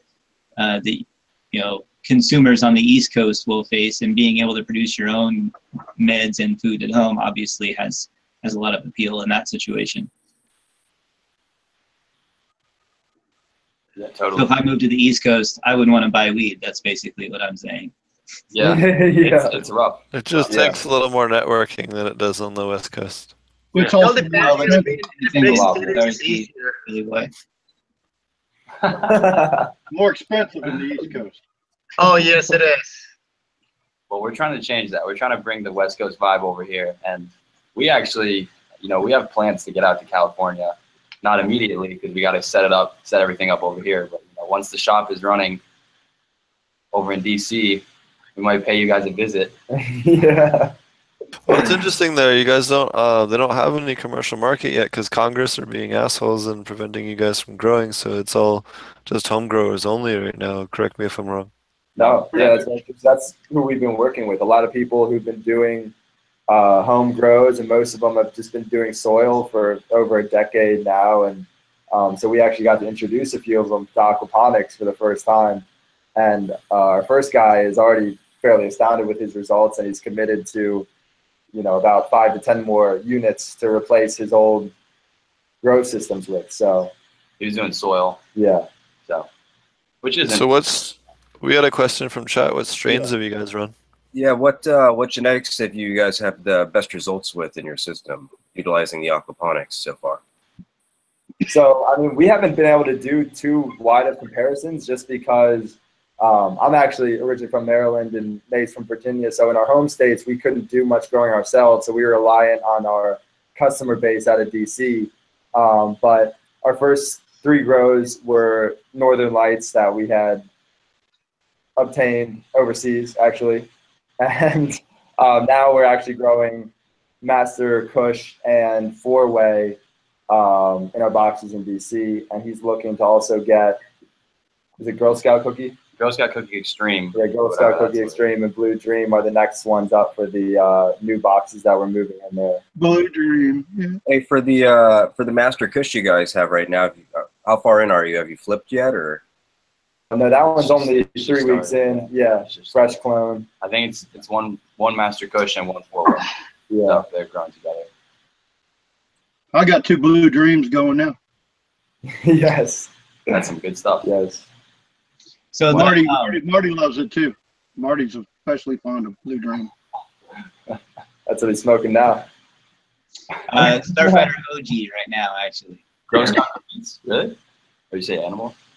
Starfighter. What did you? What? I'm smoking Gold Leaf and OG Kush tonight. I'm smoking Starfighter OG from last year's album.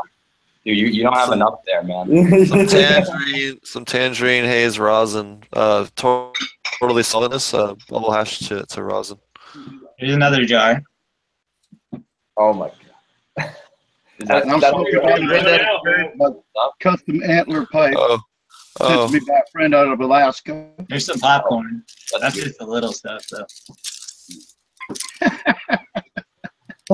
Wow. And then that's more little stuff. I'd show you some jars, but I live on the East Coast. So I'm not showing you my jars. A little. Oh, more popcorn over here. Oh, so anyway, so let's, one more thing I want to touch on a little bit more about your light. You guys talked about the power consumption. So some 73 micron bubble there. Oh, cool. Nice. Did you guys measure the actual power consumption of your light or your entire box at all? Not like scientifically. I mean, the light is 250 watts by like straight wattage, so it's 200. We have a bunch of 3-watt LED diodes, and we're not running them at 3 watts, obviously, because that would destroy them. So it's a lot less. Right. But your actual power consumption would probably be somewhere like, like 40% of that, right? 40 to 50%.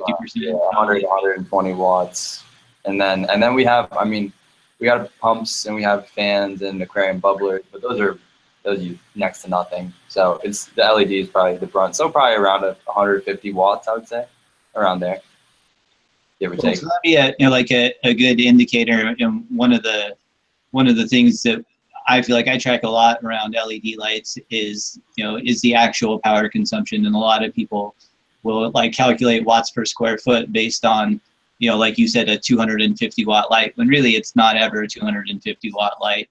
And we try to encourage people to at least advertise what the light actually consumes. And we would encourage you to do the same thing with your product as well. As if it is not an actually 250 watt light, then just don't list it as that, and that will make a fair comparison, at least for and especially in the market that you're going after, because you're going after an end user who's probably not going to know any better, and will get confused by that when trying to compare to a different light that advertises the actual wattage. So that would be another thing. You're gonna want to, display like a PPFD or something like that as a better, or a PPF as a better way to display your light output. You'll get, more better feedback. I guess it's kind of the new standard, especially with Europe and Germany and stuff like that, kind of making a lot of newer lights, and some of the better lights on the market, such as some of the other people on the podcast tonight have, it's kind of a better way to put it out. They put a lot of stuff like that and a lot of good information. So maybe something to look into. Yeah, or even maybe look into, some sort of Spectrum King light that would fit into your model as well. I know they have all kinds of solutions. Models as well. If you don't want to reinvent the wheel, you might want to take a look at some of the stuff that they've already done. And they do all kinds of. And for those of you guys that don't know, Spectrum King doesn't just do the lights that they do. They make all kinds of cool tricked out lights for all different kinds of industries. I don't know. Do you guys want to take a second and speak on that? You guys are a very diversified company when it comes to lighting. Spectrum King is the horticultural branch of the company. There's also Bright Light, which is the commercial side for everything else. And because we actually manufacture and design our own products, if you say, I want this color temperature at this kind of level of intensity, we'll bring meters in, measure what you have, then reproduce it with much more efficient and much more, you know, power consumption is a big deal. For your system, you just need a kilowatt meter and a power strip to have the whole thing plugged in. You could say total consumption equals this, then each component at a time plug into the kilowatt meter. You'll say pump consumes this many watts, light consumes this many watts at full power, and then you're done. You're telling the truth, and you're showing actual consumption like you mentioned earlier, because a lot of LED companies just a few years ago used to have this stupid thing called LED watts, which is an absolute fictitious, flat out bullshit number, and it used to drive me nuts. That's why no such thing. That's why we put 250, because everywhere we looked, it seemed like everyone was doing this LED wattage thing, and we were like, yeah, and it's you know, and some foreign manufacturers still use that because as a gimmick. What it actually pulls from the wall is what we advertise on our products and videos. RSK 600 pulls 650 actual watts from the wall at full power. That's all people want to know, the actual consumption, and then like you measured about the output, be it in ppf, ppfd, lux, lumens, whatever you want to measure it in, so people have some frame of reference of how much light they're going to get with that much power. Wow. Yeah. And there's no wrong way to do it. As long as you're giving accurate, true information, that's all that counts. Right. It's in the lighting community, in the growing community, we've been bullshitted enough. So people really appreciate truth, and just show them the truth. Tell them the truth. That's all we do. We made enemies at first. You see, other companies hated us for telling the truth. Well, guess what? We're still doing it, and some of them are gone. So, you know, it is what it is, you know, and I really appreciate the guys pointing that out, because they've seen the same thing in other facets of it. You know, pumps rated for this much power, and you plug it in, you go, wait a minute, that's not even close to the truth. How'd they get this through, you know? Right.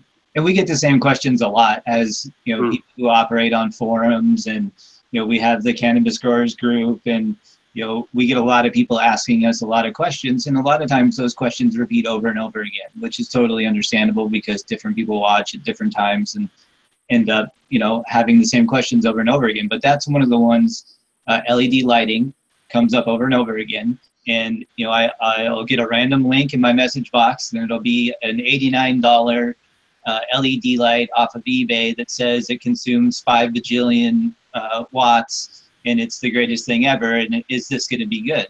And I always end up having the answer in the same way. Like, well, you know, that depends on your definition of good. By my definition of good, no, it's probably not. And it's, you know, nowhere near to that number of watts. It's not a 600 watt light. It's probably more like, you know, a 280 watt light. And you have to calculate based on the wattage that it actually consumes. And we're talking about, Marty's talking about the company that is selling lamps for $70 on eBay. They call it a 300 and a 600. It's 140 and 278 watts, actually. Sorry. I got a question for Spectrum King. What light do you suggest for an 8x8 room?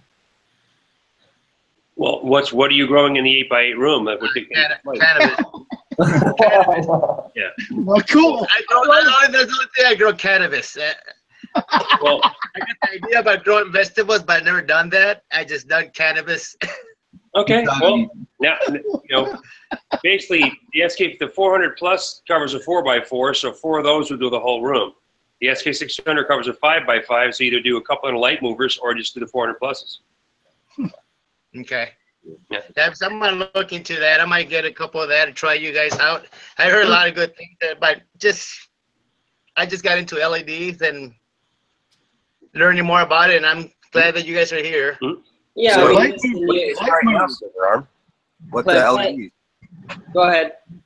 So light movers. So you like to promote the use of light movers with your lamps. That's interesting to people. I think that's what I just heard. And see, I'm a promoter of light movers, and I found that it works great. And second time I grew a plant that produced a pound indoors, it was using a light mover. So half the time the light wasn't over top of it.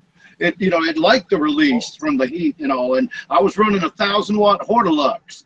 Yeah. With a economy batwing that's real light, and running it on my 1,000-watt across the 8-foot grow, and I think there's a strong argument for it not having static areas of shade as well, to where because it moves throughout the canopy, it doesn't have an area where that gets completely shaded 100% of the time. So at some angle, it gets hit by some shade of light, and I'm a strong believer in light movers for that. Right, but there's definitely a Goldilocks zone. You know, you don't want to move too much because you move too much, you get too much stretch. You're going to prolong your cycle. You know, I've seen cycles go longer. You know, week and a half. So yeah, you want to be careful. Can I just say that it really looks like Roger and Silver Arm 32 look like they're sitting in the exact same room? It does. Like it looks like Roger's sitting right next to him. Yeah, right. Yeah. Wow. Sorry. I got it set up. I got it. I couldn't get over it. So I just wanted to say a quick thank you to Infinitry. If you guys are looking for more information, we have all their social media information in there. Do you guys want to tell people how to find you? Infinitry.org. Hit us up. We got Instagram, Facebook, YouTube, pushing content. New YouTube video coming up maybe tomorrow, next day. We're going to try to get just a steady stream. So, yeah. Awesome. Thanks Thank a lot. you so much for all your wisdom and experience that you shared with us. I mean, like Spectrum King, all you guys, we'd love to touch base and just keep learning from you guys. Sure. Yeah, I would highly recommend the Spectrum King's Grow Off content that they have already posted up on their YouTube. It's got a lot of good information along with it.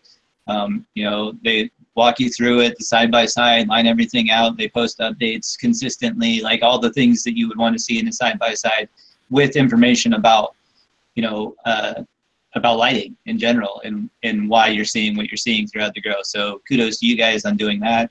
Like I said, in our previous episodes of this podcast, you can find a lot of stuff about nutrients. Each one, we picked an episode for each one for, I believe, until we did most of them, at least. I know we did all the main nutrients. And so I'm not sure if we ended up doing all of the micronutrients, but I know we got into like molybdenum and quite a few of them. Steve, do you remember? We did all of them? No, we did everything. No, every single week. And I think it was like episode 12 or 10 or 12 we started that series, and then we went through all of them. But we did a different nutrient per episode. Watch number one first. Watch number one first. Yeah, number one. First 15 minutes. You'll learn all you want to learn about the dual root zone in the first 15 to 30 minutes of that video. Number one. And then skip to 12 so you can get to that. No, watch them all. Don't skip it. Yeah, watch them all. And I've got, and guys, I've got I'm getting ready to, well, I had a problem. My network got hacked from somebody in Indonesia last month, but I've got a new online store that specializes in companies like yours. If you want to hook up sometime, you can check, you can get with Steve to get my email address. Yeah, I'll share all the panel people's stuff. I'll make sure. I might help you promote, and I wanted to ask Silver Arm, what's new with him? We haven't had him on the show for, I don't know, quite a few weeks now. I'm happy to have him on the show, and I wanted to give him a little chance to talk. He's for those that don't know, he's been probably he is the oldest aquaponic cannabis YouTuber on the internet, and he's kind of the OG of aquaponic cannabis education on the internet. So thanks for joining us again. We've been in contact. Hell yeah. Yeah, we've been in contact for a little while. You and I were kind of, you know, talking different tips and stuff for a while before we you know, I started my YouTube even. You have me here. I've been trying to be here, just been working a lot, just trying to leave my work behind and start my own little greenhouse here in Michigan and grow my own cannabis. Maybe vegetables too, but more cannabis. Mm-hmm. But that's what I'm working. That's why I just haven't had that much time to join you guys. And I love what you guys do and what Aquaponics brings to the table. And just trying to promote Aquaponics, show people, like, you know, that you could grow your own stuff, organic, clean, and with that, not that much into it. Just, you know, in the first, get your lights, all your stuff, all your setup, and after that is just feed your fish and keep your ecosystem going. You know, it's all about bacteria. Aquaponics is, and it's a whole living system. Sometimes my wife gets mad because I'm spend half of my day in the basement, but I say, hey, it's like a cat, like a dog. I said, it's a living system there. I gotta pay attention to it, and there's more time I put into it, the plants look greater, best. But the downside is that I work a lot, and it sucks. TLC, baby, TLC. You give TLC, they'll treat you right back. Yeah, exactly. That's right. And the only thing I've been doing is just growing here and there when I have time. But most of the time, it's just I don't put that much time in aquaponics, and I'm getting older. It's time for me to retire my iron worker belt, put it and say screw it, and grow my own shit and do my own thing, my own boss. I'm getting tired of somebody else telling me what to do. Well, you still weld some custom aquaponics tanks. Excuse me? I said, why don't you weld some custom hydroponics tanks? I should. I got all the stuff at my welding. It's just the time. The time is. I gotta work all the time, and when I'm at home, it's just I got a list this big, and my wife's on it. But that'll be the plan. When I get more and decide just to hang my belt down in my hood and just be at home, I got a lot of ideas I want to put it into effect. Nice. But that's the plan so far. Hopefully it comes out, but we'll see. All right, well, good luck, brother. Yeah, good luck, brother. Are you still actively posting on YouTube? Yep. Every so often when I come home, and I'll be laid off for 2 or 3 weeks before I gotta go back to work, and I'll do some videos, say hi to the girls, and spend time with my girls and post some videos. And I post all my, I don't just post all my good videos. I post like all my videos that I don't do good, so I can show people that mistakes and learn from my mistakes. Yeah, nice. I like that. That's how I built my reputation in the forum communities, by posting my failures as well, because that's how I tried to screw everything up so I could truly say I learned something from it. And that's why I teach people today, is because I've done it all the fucked up ways, and purposely messed up plants like that, like you say, and showed people my failure, and now they believe me when I tell them, well, if you do this, it'll be right. They believe me, and it took 12 years. I'm at 12 years in doing that, so I'm glad to hear somebody else with that same concept. I think I don't think you can say that, like, if you're in this to teach people how to grow stuff, you can't teach them how to grow stuff without dealing with issues, right? Like dealing with your own fuck ups. Like, even if that's like showing people how to tear plants out and put in new ones, and when the best time is to do that, like, I just think that if you're going to teach them how to do any of it, you should be willing to show how you do all of it. Everybody fucks up. And if you're just going to not show it, then you're not really going to help the person that's watching on the other end. So. And I show people too, I tell I started a couple friends that did a hydroponic. They grew some awesome girls hydroponic, but he loved the way the pot tasted. And to it, I showed him everything I could, and he has problems, but I tell him, hey, I could show you as much as I can, but you got to learn your own system, because it's a living system. So that's why I tell a lot of people it's a living system, and hey, you could teach it so much, learn from themselves, and they'll go by that. So I'm curious, since we've been talking about the last 2 or 3 weeks, and you're like the first YouTuber, do you do fermenting and labs and stuff like that with your system? No, not really. I don't have that much time. Like I said, okay, I put like maybe 10 or 15% out of my time into it, and just try to learn more and more. You pretty much did just fish food, if I remember right. So, yeah, fish food, brine shrimp, what is it? What the bloodworms, and Yep. And you had Oscars, I believe, right? In your, at least in your first grow, yeah. And I'm the fish, because Oscar had to jump and a couple times jump out of the tank. I had to stop and put a net on top of it and stop playing with them. Yeah, my fish But, always think they're hungry. Like I could have fed them 10 minutes ago, and I walk in and they fill his thumb up. I'm like, they eat. Can't But listen my big to them. plan is just to start getting a bigger system. I want to grow my own fish. I love goldfish, but I want to grow my own fish that I could eat. And I live in northern Michigan, and I want to look into the market around here, like the restaurants, what they're buying, and maybe go from there. Because like I promote people, you could sell your fish and eat it and grow your cannabis. Catfish is a good option. I know that one of the local aquaponics farms here in Ashland does catfish and mostly microgreens and stuff, and he sells all of his stuff to local restaurants. So it might be a good option for you. Catfish is also relatively available in most states, whereas you don't have to get like a special license or anything. Or if you do, it's usually cheap. Like here in Oregon to do catfish, I think it's like $7 or something like that. It's pretty cheap. Nice. Might have to look into it some more. Yeah, channel cats are good. So the last outdoor run I did with catfish. So you can check that out if you want to. I've been told microgreens, if you want to get into trying to sell like a market of something that's very marketable, microgreens has been the thing people have been talking about for a while.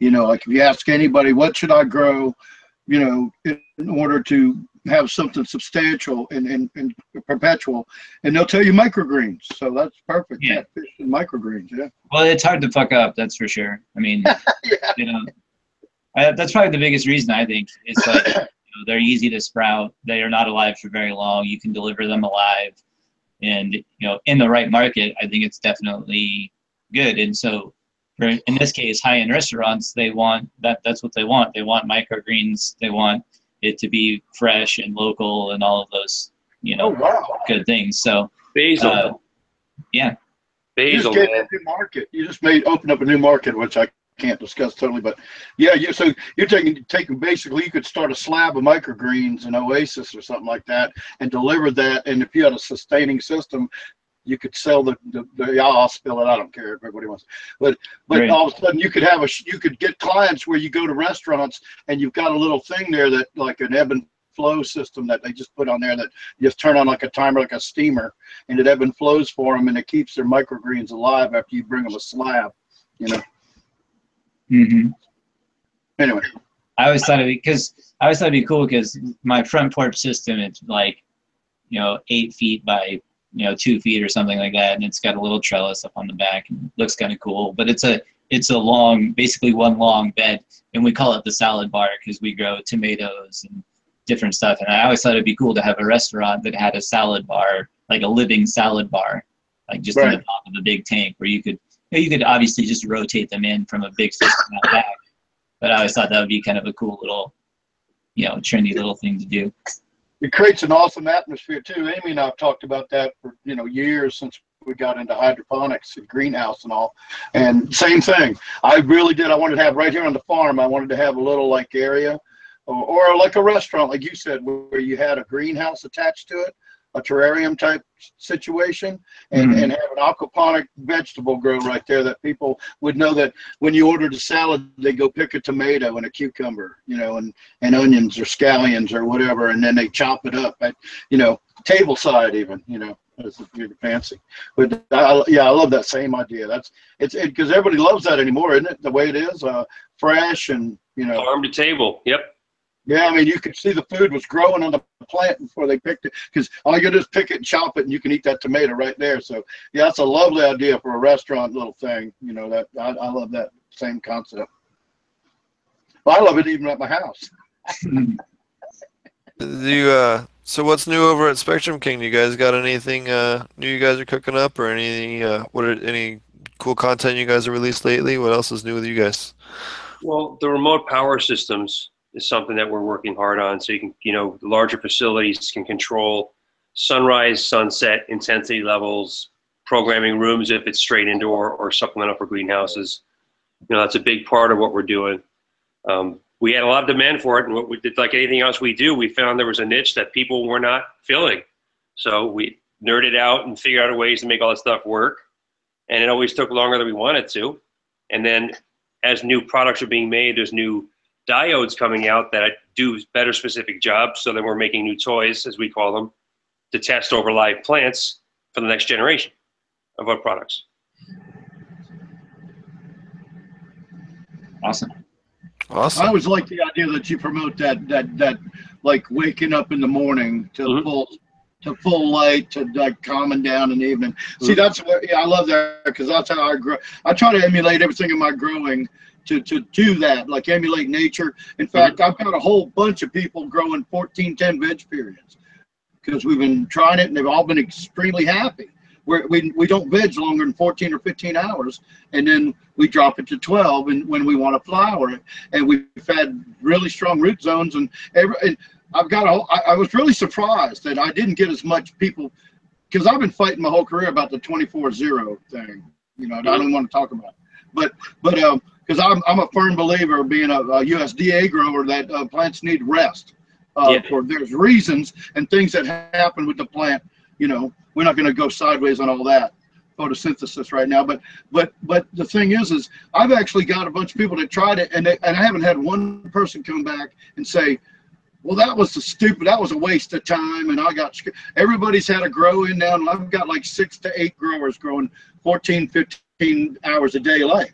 And so you could even do further if you had that, where you could come in slightly, you know, and then go full intense light, and then, you know, ease out of light. That'd be the same kind of way it promotes that natural kind of feeling. And I just think it's great because it works. It works. And people aren't freaked out thinking, oh, I got to give it all this light. I'm going to grow this monster plant the first time. No, just let the plant, you know, grow the plant. Like, I love it that your concept about growing. You did everything you're doing because you want to grow the plant. You know, the plant's healthy, you don't fuck with it, right? I mean, when the plant's healthy, you know. Yeah, because that's why we say plants don't lie, people do. That's what we know. Right. The plant tells me what I need to know. If I'm doing it wrong, the plant will tell me. I had a big argument on the forum the other day with a guy that said he was trying to preach the spectrums that were on the box, or like at the website. Yeah. And I basically schooled him on the fact that, well, I don't want to keep cussing. I've actually slipped a couple times tonight, and everybody's been pretty good. But I basically told him that he needed to learn real quick that that was marketing, and are you saying goodbye, Silverhand? Or are you just waving at me? Or you're the guy? No. With me? You guys are in the same room almost. I was rubbing your head. It looked like I was. Well, I've been fighting, but the thing is I was getting at, they were talking about how the light spectrum proved how, well, actually, they talked trash about your company after I had mentioned them, and I stood up for you because you'd been on the show. I listened to what you guys had to say, as all we did on the panel, and we all thought you know, had a damn good argument and a good product. And then I try to, you know, so I've been talking to people like, I think it was something about what's the best LED, and I was basically promoting, well, they were talking about cob lights. It was a career citizen kind of thing. And then, then I mentioned you guys, and I mentioned Black Dog too, because they were on the show. And it wasn't, I didn't put any links up because I just didn't, because that's not what we do. But I had this guy comes back and he, you know, talks about how he builds his own lamps, and he does seem to know what he's doing and does have a nice looking setup. But you know, he was trying to promote what he was trying to sell was the spectrums on the marketing spectrums, like we've all talked about lying. And I told him, in fact, if you guys would, we brought this up a while back, Steve, maybe you could help me here. Who's the company that we just outright caught lying about their spectrums and lights on their? Well, it wouldn't be hard to find them. There's a lot of companies that do that, flat out lie. Well, so yeah, so it's funny that it was great that y'all were on tonight. I was glad to get to talk to you again for that. But it was because that was brought up to me in the forum, and the guy said, "Look, you can't go by the lamps. I mean, but when you buy a lamp or you go to the website and they show you the spectrum," I said, that doesn't necessarily mean that's the best spectrum for the plant, and it doesn't even, and it probably means that it's been enhanced, or in a lot of cases is an outright lie of what it'll actually produce. And if you test the lamp, like we talked about tonight, whether it be an HID lamp or the LED systems, any light source. Huh? Yes, you're going to find out that there's a lot of bullshit out there. And that's what I told him. And he fought with me a little bit, but I explained to him, hey, I've been hanging out with some guys and they've been explaining some things. And it turns out if you research what they tell you, it appears to be true. You know, so the reason we brought a spectroradiometer out and took real measurements was we were tired of these guys in their creative storytelling when we knew that what they weren't telling the truth.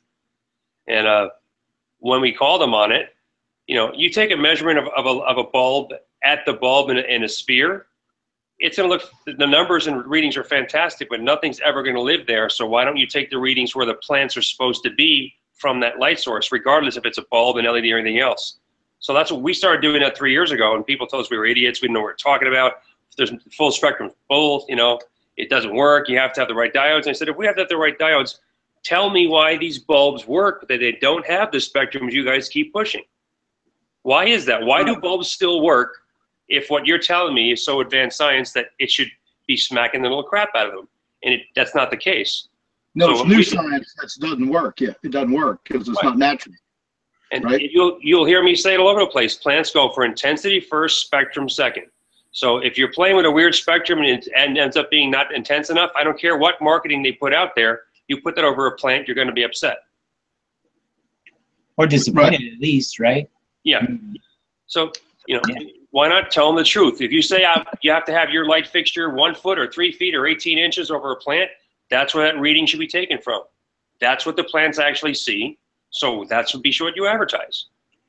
Right. And so, you know, I felt like that for a long time, and I feel like it's really highlighted in the, you know, in a lot of the different white light, whether you, I talked about the CMH before, or that is that, it just doesn't make mathematic sense that you could make up the difference, that the effect that the spectrum does have, even if it does have some, doesn't ever seem like it could catch up with the lack of efficiency that you have to start with. Like, it just seems to me percentage wise, well, mathematically that doesn't work out, unless you're really exaggerating the amount of effect that the spectrum has. One of the tests we did just 2 years ago, we showed that you can only get so many lumens per watt with red and blue, and a full spectrum white light, which has red and blue and every other color in it, gets 4 to 5 times more lumens per watt. Well, we still stand by plants go for intensity first, spectrum second. Right. So if I could give them more light and of a better quality, the plant tells me it likes it and gives me better results, as long as I keep my environmental variables in check. So now we know what the room environment has to be for cannabis. We know what the cannabis plant's looking for. It's not like some of us have been around the plant for a while. Not to date myself, but I was first, let's say, asked to leave a street corner by people with a badge in 1975 because I was already slinging on my bicycle as a paper boy. I've been around it for a long time, and everything I want to know, the plant's going to tell me as long as I pay attention to it. I don't need to tell any crappy stories or invent a new purple wheel or something. I get the plant, I study it, and when I see the terpene profile has been improved, the THC content's gone up, there's less stress, I know I'm onto something. You know, or Rami, myself, David, when we first started Spectrum King, everyone thought we were out of our effing heads. They said, you're idiots, you don't know what you're talking about. Now they're all copying full spectrum and saying they invented it 5 years ago, when just 2 or 3 years ago they told us we were idiots and didn't know what we were talking about. So well, it's funny too, because you bring up the full spectrum, and that's what people, when they hear that, and when you keep saying white light, that loses some of these people. Then just now you went, which includes all of them. Yeah, not just some of them. I can't have 7 different ones together and call it full spectrum. Right. Thank you for pointing that out. Right. Yeah. So that's a really good explanation you need to keep pounding out there about that. It's not white light, but the full spectrum white light has all the spectrum in it, all the spectrums in it. So and the diode itself, not Yeah. That when you take a bunch of different diodes, so just to clarify, if you have different color diodes to sort of band-aid together a full spectrum. So if you have some diodes for this part, and you have some diodes for this part, and some diodes for this part, that's not a full spectrum. That's not it. Not true. Right. So it's the white light that has the full spectrum. Yeah. But you say white light, and people just think, oh, it's just white light. How can it not? How can it do anything about red and blue? It has red and blue. That's why I wanted to jump in there on that. It has all those shades of red and blue and everything else in there. And one of the reasons Fish Ganja Guy pointed out that his lower buds were better under our lights than the other one is because full spectrum light, the green of full spectrum light is a transporter of red and blue light to the lower chloroplast of a plant. So whenever I see a colored light, I already know I won the test. Right. I'm just going to sit back and let it happen, but I already know I won because our light's going to penetrate that plant better because it has what the plant is used to getting to be penetrated with. Well, can I ask you something? Wait a minute. Silverum, do you want to say something? You always want to make sure your women, your girls are getting what they want to be penetrated with. Yes. Okay, here. Okay, so I was been wanting to ask you this tonight because I remember I was on the show when you were on before, and I basically sat and listened and enjoyed the information, which we're really getting right back into hashing out a lot of what you taught us that night. What I'd like to ask you now, though, is something else that brought up, because I don't recall this in your show. What is your perception on the concept of leaf surface temperature? Okay, good point. And what I found, and when we're still studying, we're actually making some minor changes to the next generation specifically for that, is that under bulbs, because the amount of infrared they're giving off, and really far infrared that we can't see or quantize because no meter will measure it, you're getting, and what Steve mentioned earlier about the UV aspect also, when you have too much UVB, you're heating up that plant cuticle. And what we found is that there's a sweet spot, and how we were matching that was by raising the room temperature and the humidity level to get the VPD up. And when we found that sweet spot, if I had a guy who went to his grow and I said, listen, you tell me your room is 76 degrees. Here's the laser thermometer. I point at your plant canopy. What does that say? 97. That can't be right. It's too hot. Well, guess what? That's what your plant thinks it is. Your plant thinks it's 97 degrees. So how about this for me? Put my light over that, bring it up to 85 degrees, and let's see what happens. And the 78 degrees the AC had to fight to get down to, because the plant is 97. With the LED, we have it up to 85, and I don't overheat the plant cuticle, so I'm stimulating it to produce all those compounds within it, not just chlorophyll A and B. There's a lot of other compounds happening. And because I'm not hitting it with too much, it's not wasting energy to heal and protect itself. And then when it develops trichomes, they're not being denatured by the excess of UV and IR. The plant does need some of that to stimulate it, but it's all about the dose and getting that part right. And when you get that part right, you do not overheat the plant cuticle. You can run your room hotter because the plant needs overall to be warmer to get that same effect that a bulb's getting you with your AC set at 75 or 78. Cool. Thank you. Thank you. I just wanted to bring that up earlier, and I think we found a perfect time to segue into that. Thanks a lot. We actually had a question from chat. It said, because I asked, is there any questions for Spectrum King? And they said, well, more like an idea, just like sunlight passes through the clouds, would this help LEDs, like a fish tank lights on the outside, water fog should be cooler, I have to make it. So I don't know, do you guys want to talk about maybe your lights in a greenhouse application? Well, yeah. With the supplemental lighting greenhouses, I was in a bunch of greenhouses in Amsterdam, rather in Holland and Belgium recently on a trip, because there was a conference over there, and we were listening to what European scholars have to say about light and plants and supplemental lighting for plants in greenhouses, because Europe's going greenhouse crazy because they pay so much for power. I was in a greenhouse, and I wish I was making this up, but I couldn't believe it. Basically a square mile, just about, a greenhouse, to give you an idea. Holland produces more tomatoes for export in Europe than flowers now. That's crazy. Yeah. One big greenhouse, or like a bunch of greenhouses? Well, food production in urban areas, Europe's really crowded, is a really big deal. So they want to know the right combination of light and what dose it needs to be at their latitude to simulate this crop, that crop, that crop, and that crop. And they found a couple different light blends. And I listened to some of the things they said, and it was great because this one guy was really spouting 1970s, 1980s scientific thought as being rote. And this other scientist who was actually older than him said, hold that thought for a second, because, and before I could even open my mouth to counter him, he said everything I said, and I've been saying for years about plant and what they need and what differences you get. And he pointed out that plants do need UV and IR, but they don't need too much. Most greenhouses, the glass itself filters out the UV and IR, so the plants aren't actually getting it. The heat they're getting in the greenhouse is residual collective heat buildup of convection from the frame of the glass itself. So you need to actually reestablish some of the UV and IR on the inside, and with LED you can do that safely. Cornholio. Well, it was just a funny thing because they were all getting into it, and he said, by the way, you keep mentioning stuff that the plants don't even get inside a greenhouse from the sun. I love your T-shirt, man. Sorry, tracks. Appreciate it. Cornholio. He is the great Cornholio. I need TV for my bunghole. Here, so this is that greenhouse. I don't know if you guys can see it. Wow. You guys see it? Wow, that is awesome. It's just absolutely ridiculously big. And that's all tomatoes, huh? All tomatoes. All tomatoes, literally. This is just a quarter of it. Did you ever look around to be like, wow, just imagine if we replaced all of these with slightly different plants?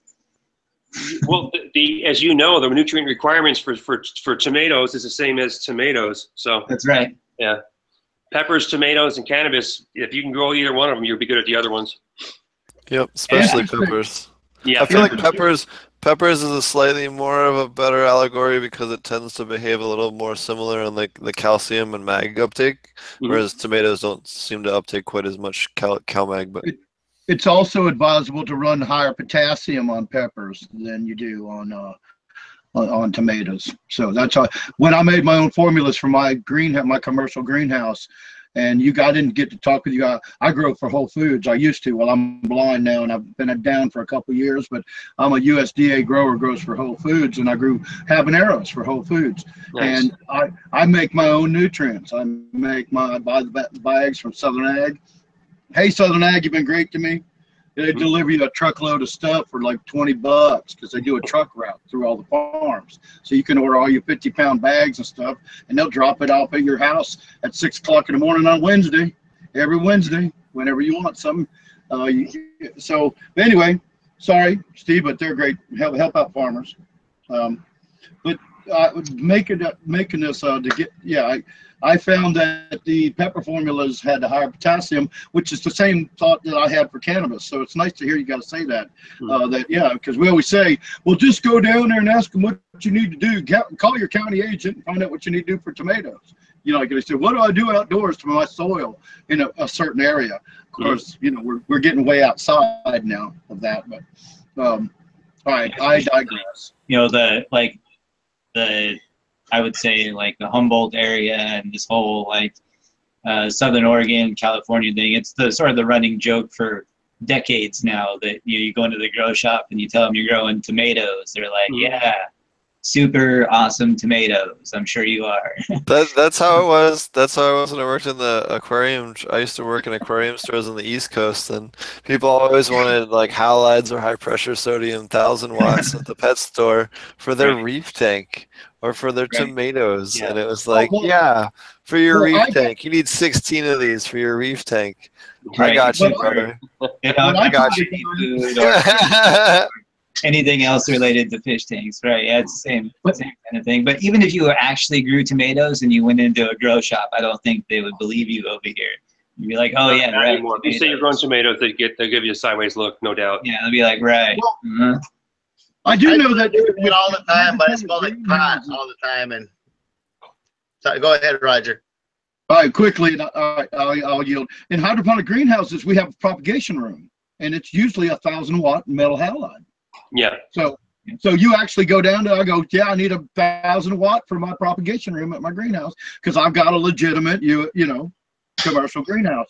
So it's, but it's funny, I just had to throw that in because you're all saying all these excuses about people and whether they believe you or not. But I get the same, believe me, I get the same looks in Redneck Central down here, You know, you guys talk about being in the East. I'm in the Southeast. Okay. You know. I'm Allegedly. Allegedly. And go on, Silver Arm. What you want to say, man? I'm good. Well, come on, Silver Arm, don't be shy. We want to hear what you have to say. No, I was just reading the comments. Oh, y'all. What's up? The panel comments. We have to apologize to our guests because we have to apologize to our guests because our guests in our panel are playing around in the chat room behind the scenes, you know, and having a little giggle. You know. Our West Coast stoners over there. You know. Yeah, we're a little more used to dealing with large quantities of pot on a regular basis than some of our brethren to the east. Oh yeah, I don't think that's true. I think we just, you know, I think we could just, as much. And we grow as good as we want. Great Cornholio has returned. Yes. Cornholio.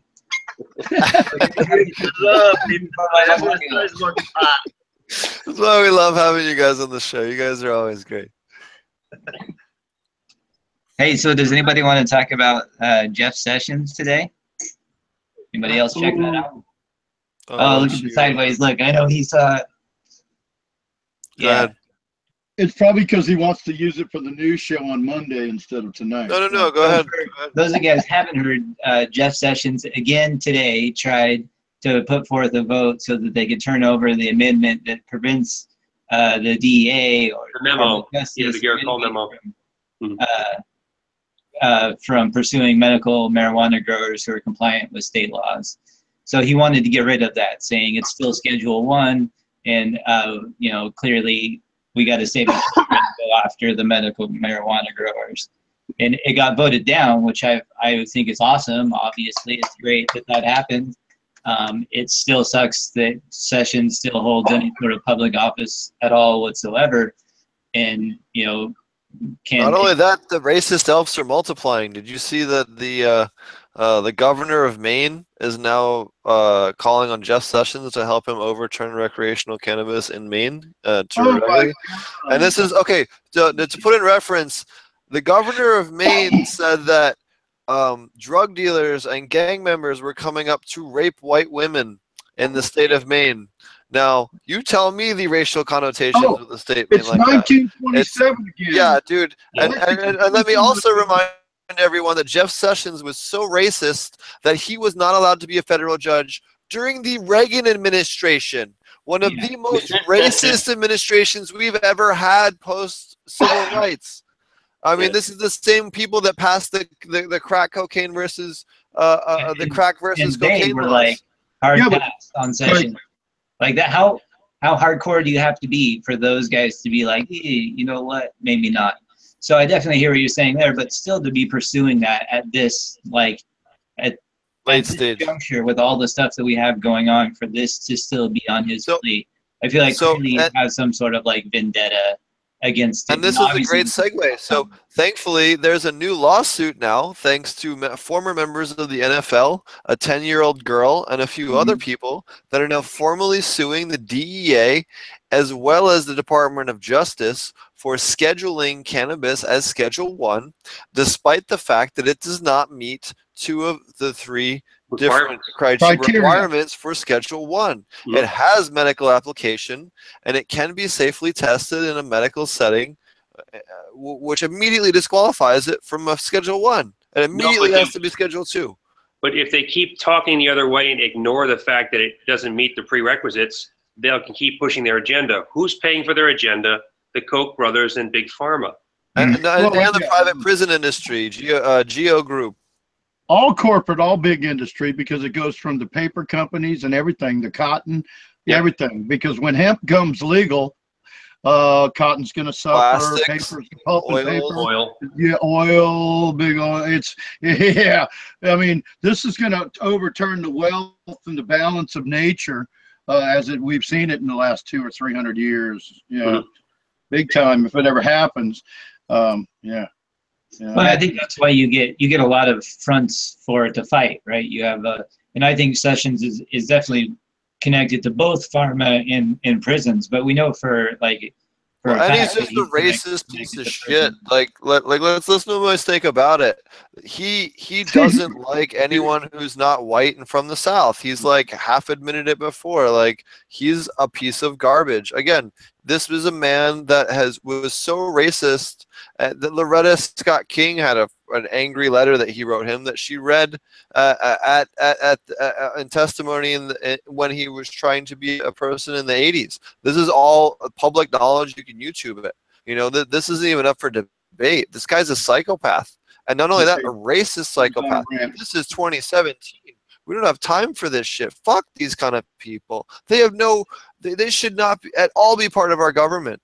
They do not represent us. They do not represent the general population. People get the fuck out of office. Yeah, I don't know. They're not going to go willingly.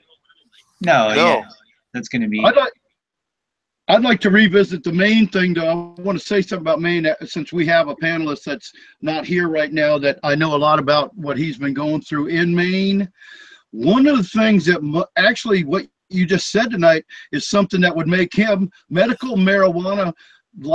medical marijuana caregivers in Maine were screwed by the legalization of recreational in Maine because it looked like they were going to trash them up, and now they're coming up with all these new rules and regulations they didn't have before. So actually, actually it might. I mean, okay, I'm sorry for all you people that don't have legal recreational marijuana, but the first thing that we care about is the medical marijuana, and that's it for me. I mean, the rest of us are outlaws, and that's the way it is. So I think that with that said, it would be a blessing possibly for the medical marijuana laws and the medical marijuana growers and caregivers that already had their businesses set up and were legal and paying their dues so that they could provide for their patients, their whatever you call patients, or what's the word, Marty, Steve, somebody help me out. What's the word? Caregiver. Well, no, the caregiver helps who, though? The patient? Right. Well, I was right then. Okay.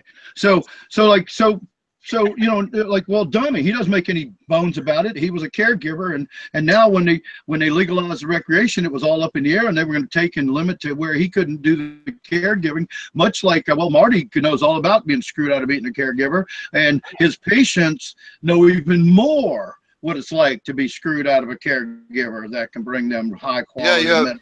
That's what I wanted to bring into the Maine story when you threw Maine into that last bit. I wanted to say that might be a good thing. That might be a good thing if it goes away in Maine because of the governor. It follows all the other states. Like all the other states have had their issues with it, where anytime you had medical marijuana and then recreational that followed, you have medical marijuana growers specifically getting screwed out of a lot of stuff, myself included. I can't look at Washington. Washington completely doesn't even have a medical marijuana program anymore, which is fucked. Yeah, it just ruined the medical marijuana deal. I mean, it just screwed it up. So that's what I was getting. That's my point. Yeah. Possibly that this governor knows what the hell he's doing.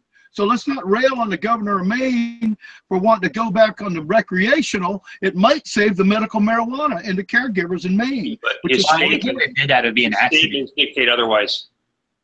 Huh? The governor's statements dictate otherwise. That minorities and gangsters. I mean, come on. It might be a side effect.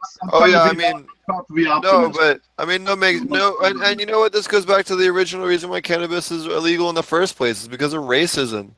The very first reason why. Corporate greed. No. It was racism. Oh, the original time. Absolutely.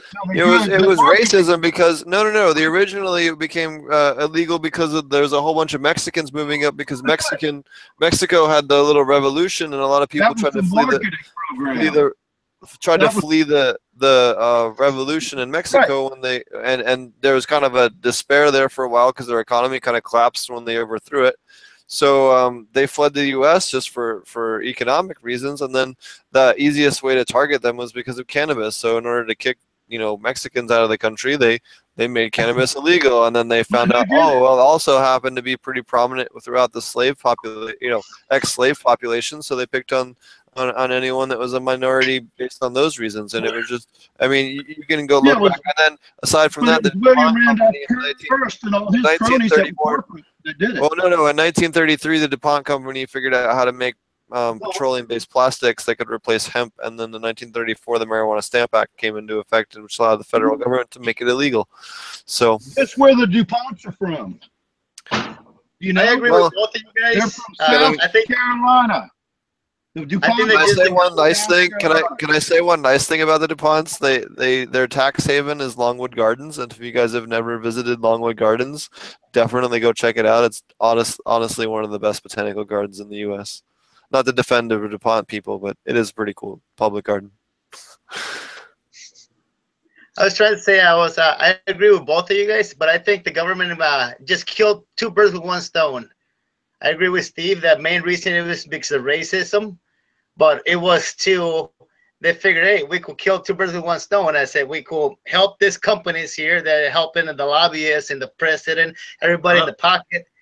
And the main reason it was racism, but it was like they killed 2 or 3 bones with one stone. That's what they did. Yeah, or the chicken or the egg, right? It was to get rid of hemp. It was to get rid of hemp so that the pulp and paper companies that William Randolph Hearst and all them, and all the pharmaceutical companies, of which marijuana was in 30% of our pharmaceutical drugs, when it was prohibited, it was not on racism. They used racism to fuel the marketing to get it banned and outlawed. It looks like Silver Arm is yelling right now. I just want to say.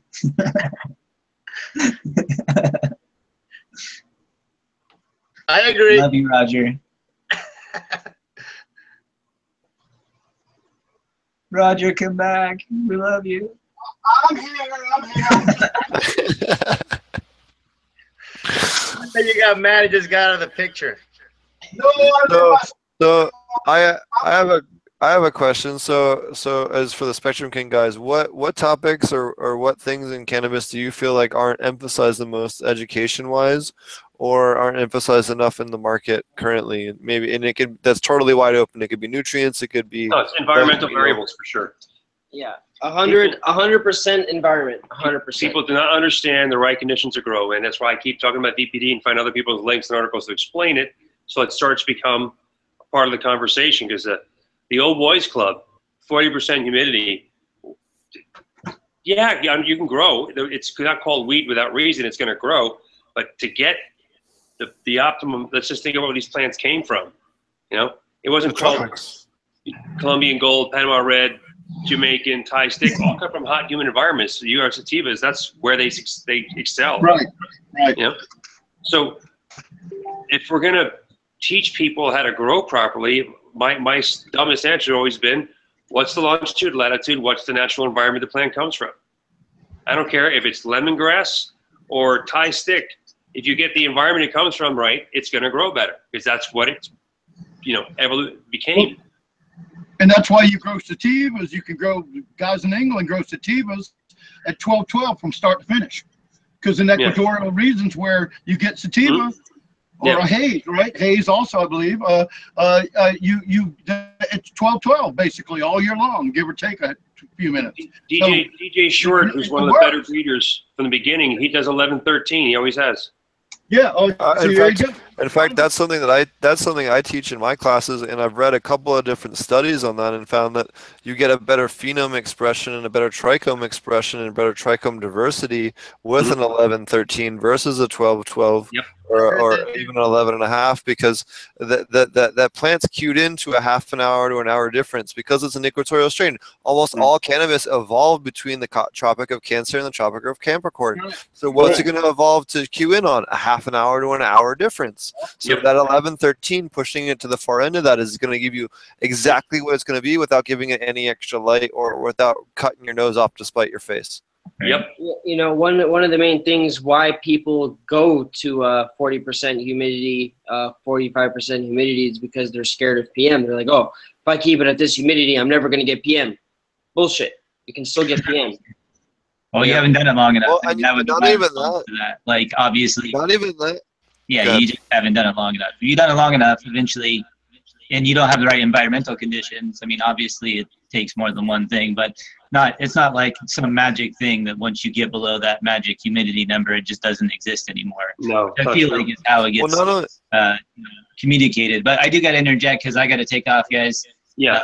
I want to say thank you to Spectrum King. Like, congrats on winning the side-by-side, hands down across the board with everything. So I just want to make sure and say that again.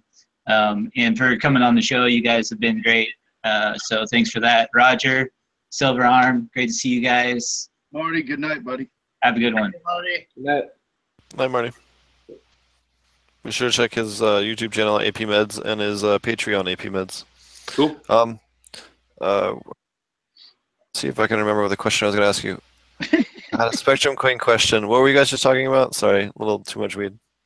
The location of where plants come from. We were speaking sativas and like DGA shorts. Oh yeah, on the 11 to 13. That's something I've been preaching for quite a while, and I read a couple of different studies on the gene expression. Or there's two really cool studies out on gene expression, specifically in regards to terpene and terpene production and terpene diversity, and they found that there was quite a big boost on that 11-13. Isn't that special? Been fighting people for years talking about this for about 5, 6, 7 years, and now here we have a panel of people I think are pretty damn smart and know what they're talking about growing cannabis, and here we are talking about growing no longer than 14 and all the way down to 11 hours. And well, actually, it's all about the darkness, really. It's more about going from 10 hours of darkness to 13 hours of darkness. Actually, Spectrum King guys could probably talk about that a little bit better than I could. Do you guys want to touch on how the plants can only detect how long the light's off versus how long it's on because of the buildup? I forget what the name of the hormone is. Do you remember off the top of your head? Well, I don't remember the hormone, but I know I'm pretty sure it takes 4 hours for a plant to wake up, and it takes 4 hours for a plant to go to sleep. So that's why the dark period, obviously is more important. And with a certain spectrum, you can get the plant to sleep quicker, to sleep pretty much within 15 minutes and go and wake up within 15 minutes. And that's with the far red, correct? Yes. Yeah. We are working on lights that are pretty much going to be supplemental to our lights for waking up, for bookends, for pretty much putting them to sleep. That's cool. I love that. That's really cool. And then the cool thing about those is they only really need to be on a few minutes before and after the lights kick on. Right. And it's only 100 watts a piece, So, you're obviously one of the people I'd like to get testing this and verify if it shortens the cycle. Well, I have used some supplemental red LEDs before so when I originally started doing LEDs, I originally started off with the coral reef stuff, and then obviously I was growing on the side, and I experimented with that, and then someone had turned me on to that actually. I forget what the name of the company is when I was working at the Aquaponics source, but someone introduced the concept to me about the red LEDs, and we ended up building a couple of ones, and I've definitely had a lot of good luck and noticed a difference. In fact, even the ability to turn the lights on an extra 15 to 30 minutes past what you'd normally be able to, and still having them shut off and get the same kind of sleep time. Which was kind of cool because it doesn't sound like much, an extra 15 to 30 minutes, but when you're talking about the course of an 8-week flower cycle, that's all a couple extra days worth of growth at the end. So there's an experiment going on right now where the guy's literally 12 hours on, 3 hours off with the deep reds, and he's saying he's actually cutting those extra 9 hours of sleep off every single day of his cycle, so his cycle's a week and a half shorter. Wow. And I want to see more on that because, conceptually I get it, but I haven't done it myself, but I want to see more about that. But it is very interesting. So he's just blasting them with far red all the way through sleep cycle? To put them to sleep, yeah. No, to put them to sleep, to keep them calm right away. And since you've calmed them down, instead of 2 hours to totally go to sleep, they're to sleep in 15 minutes, so there's an hour and 45 minutes saved. Okay. But my thing is that you don't need that long of far red. You only need 15 minutes of it. Right. Yeah. And once they absorb it, it'll naturally happen after that. Yeah. Yeah. And that's just like it has in nature. You know, you have the sunrise and sunset that is that far red wavelength. It's just like when you go to sleep, right? Yeah. You know, the second the sun goes down, you get a little bit tired. Just like same thing in the morning. The sun comes up, you naturally wake up. Better get those black curtains, blackout curtains. The ocean comes in, the ocean goes out. How does it work? Yeah, right. I wanted to add something to the earlier part when we were talking 1113 on the terpenes and all. And one thing that was left out of what you said, because why and this and that, let's not forget the shorter photo periods. Now we're starting to get away from the most optimum, but 11 would be right on, starting to head that way for root production, because root production is strongest, probably, well, between 12 and 14, like 10 to, all right, so let me go backwards, 10 to 13. So 11, 13, that might be what it is. It's right there in that area where it's been proven that root production is the strongest and most vigorous, with at least 10 hours of darkness and up to 13 hours of darkness. And that's something I've been preaching a long time. And now that I'm sitting here hearing you guys describe your photo periods that you're you know, and we're all kind of in agreement that shorter photo periods might be, you know, is cool. Or the way to do, instead of like, now I am old school and with some of the 40% or whatever, but I also understand that the cannabis plant adapts. And so that's something we leave out. We keep talking about science and this and that, and we're so smart. But you know what? It's the cannabis plant that makes us all smart, because it adapts to basically whatever we do to it. It'll grow no matter what you do to it, you know. So, but it's nice when you can get a panel of people together and that consistently come up with at least a somewhat streamlined idea of this is really what works. I mean, there's a reason why it works, and we've proven it works. And again, you go back to, you have to use the old school stuff, like the root production is the strongest, you know, between 10 hours of darkness and 13 hours of darkness. So when you're talking about those 11, 13, I love it on the sativas. It gives you something else to go talk to the guys about on the forum, you know, that, you know, like to do that shit, because they're always going, how do I get my sativa to finish? You know, it's getting too big. Just cut it. Or, you know, I was taught that by guys in England, because in England they love sativas. I mean, I don't know what it is. But they just love sativas. That's all they want to grow, and they get some crazy strains. I've got some, been gifted seeds from Thailand and stuff that came from Thailand and shit like that, and places that through England that a guy that I worked with gave to me, and he taught me. He grows in a 6-liter pot from start to finish with a sativa, and you know he gets a really, but he can grow a whole bunch of them, and the plant finishes in 110 days. A sativa finished from start to finish, because the smaller pot, you know, and you know, again, I'm getting off from the lights, you know, but I mean, the show's not all just about the lights, but with the lights and the light photo periods coming into play, I just thought I'd share that story, that, you know, you get a 2 or 3 gallon pot and you shorten the photo period with sativas, you can get a fully blown, super high quality sativa in 3 to 4 months instead of 5 or 6 months, because I think we all agree here we grow until it's finished, right?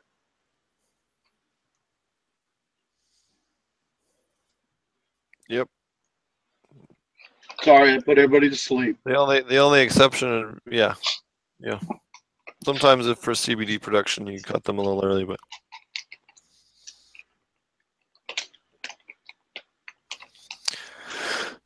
yeah, so definitely we had one or two other questions from chat. Let me look here. Go back. So Ganja Guy 420 asks, I'm thinking of feeding my fish rabbit droppings, as I use rabbit droppings as one of my main soil amendments.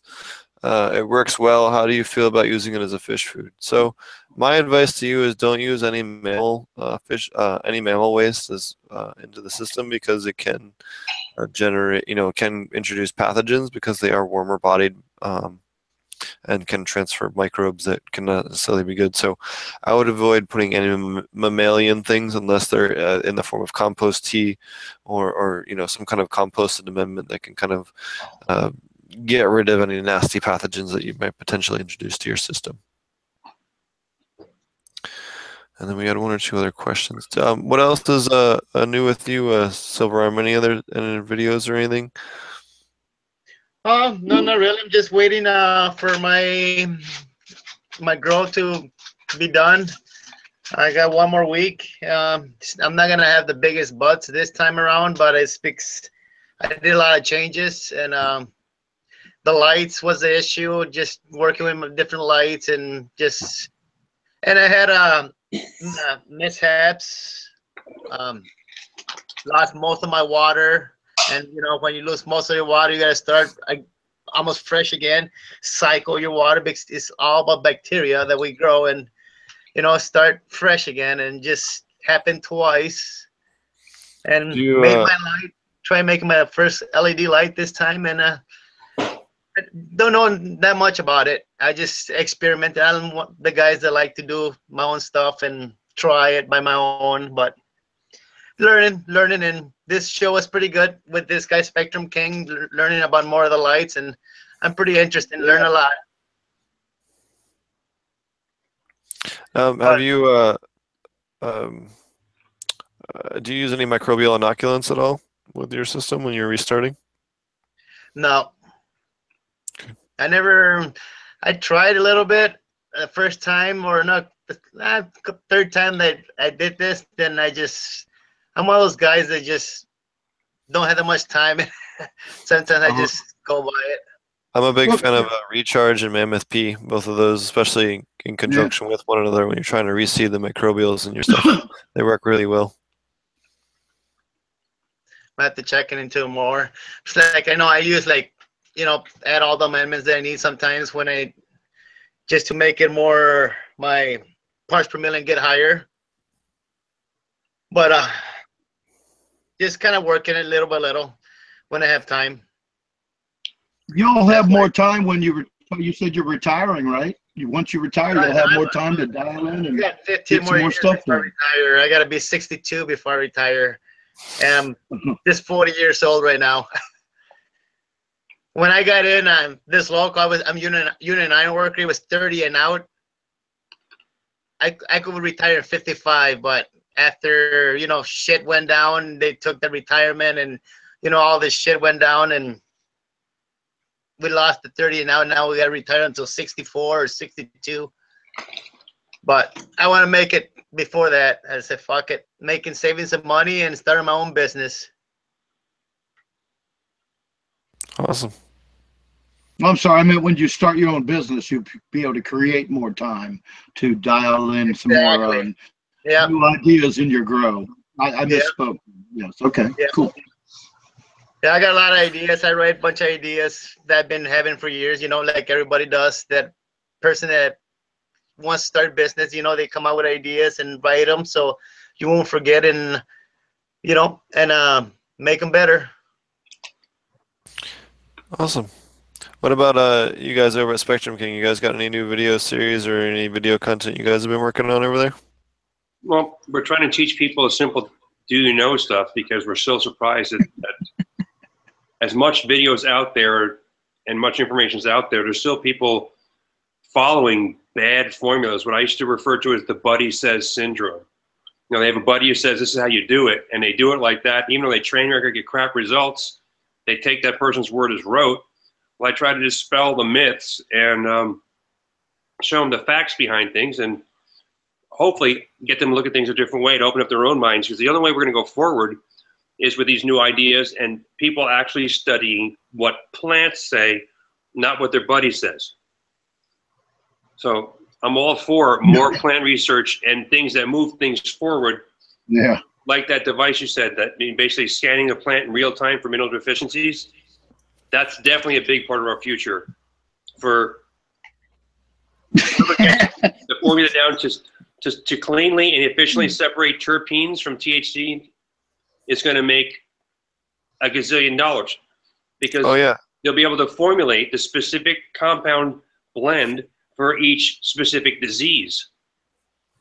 It's crazy. Yep, and for those of you wondering what he's talking about, there's actually I did a video on my YouTube channel, but there's a group called the Profit Project, and I've been working with them at the farm over at Ouroboros, and they have a set of camera arrays that are mounted up in the greenhouse, and they actively scan every 15 seconds the plants in the greenhouse, and they photograph it with different light spectrum so that they can do on-the-fly tissue analysis based on light spectrum and give them on real-time nutrient values of those plant tissue so that they can adjust for nutrient deficiencies well before they ever show up visually on the plant. So you're gonna do like pretty advanced spectrometers? Are they gonna use a spectrometer or what? So it uses just different light spectrums. Well, no, but I mean when they run in and measure you said they're going to put the light spectrum on them, then immediately test them. They're going to do that with a refractometer, or no. How it works is there's a camera that photographs the plant material, but it uses different light spectrum filters, which has different penetration through the plant tissue, which depending on how the light reflects back, they can compare that to a known database, and then now you will get some diversity, like we were talking about before the show. You'll get some diversity between strains. You'll also get some diversity, especially when they come late in the flower, because when those plants are turning their fall colors and stuff like that, it's going to kind of read that as a deficiency rather than the plant finishing off. So it takes some adjustments and stuff compared to the vegetables that it's being currently tested with. But it's going to be a cool test platform to work with with cannabis. That's pretty awesome. Yeah, it'll be neat to know what's going on in the plants before they ever show you that something's wrong. I think a whole lot of myths and rumors are going to go to the roadside at that point, because the old buddy says syndromes will be like, dude, you were wrong. Yep. And I just want people to be successful whenever they grow. I don't care if it's lemongrass, peppers. Like I said, I just want people to be able to grow healthy plants without cheating with chemicals and other stuff like we talked about when you came by the shop that time. I can hope for that all day long, and we're trying to do something. Spectrum King with the guys, we're trying to do something which promotes healthier plants. Healthier plants don't need as much pesticides and everything else. Right. And, so my plant problems are just that, my plant problems, because I'm too busy. I can totally identify with being busy.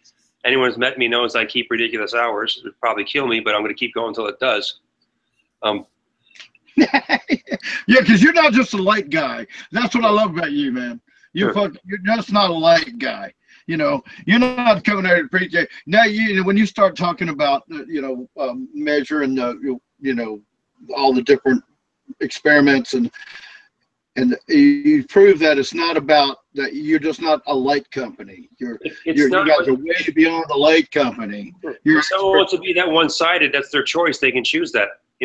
Our mission is literally to replace bulbs and teach people to grow healthier plants. Regardless, obviously, I'm kind of partial to cannabis, even though I'm not a total lightweight, and I'm okay with that. I've seen what negative medicine's done in my own life and my own illnesses and things I've been through, which is a really long list I'm not getting into. The only thing that brought me back from the dark side was one plant we all know and love. That's right. Good enough for me. It's good enough for a lot of people. It saved a lot of people from a lot of bad things. It helps a lot of people with a lot of bad conditions. We need to take our own power back, and that means not shutting up when the right wing goes fanatical on us like they're doing. It means stepping forward and putting yourself in the rifle scope, but telling the truth. Here we are. That's what we have to do. That's what we have to be.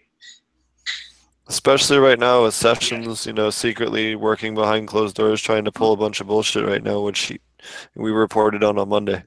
Yeah. I don't think the government's going to. It's not going. He's not going to be able to do it. I don't think he's going to be.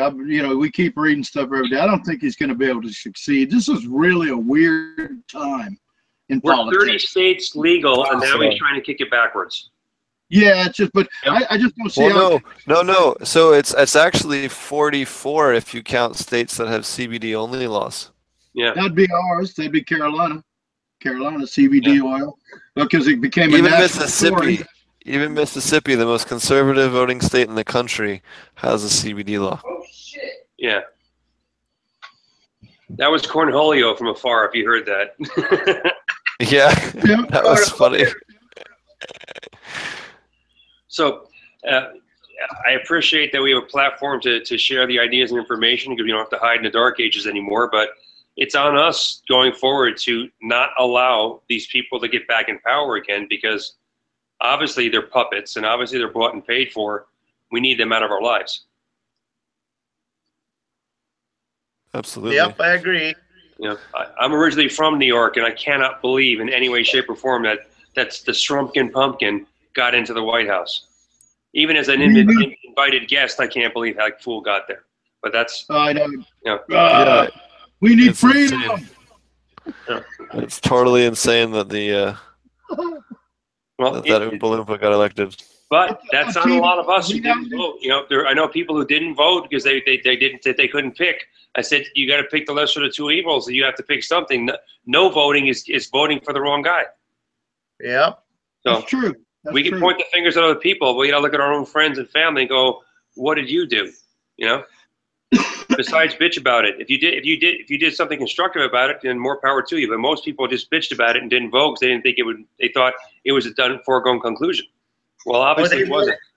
Or they voted by fear, fucking, Yep. because that thing that he used fear on people. You know, they use about fucking built the wall and You know, they're taking our jobs. Well, that's always been the right thing has always been to promote fear. That's how they can social control mechanism. That's nothing new there.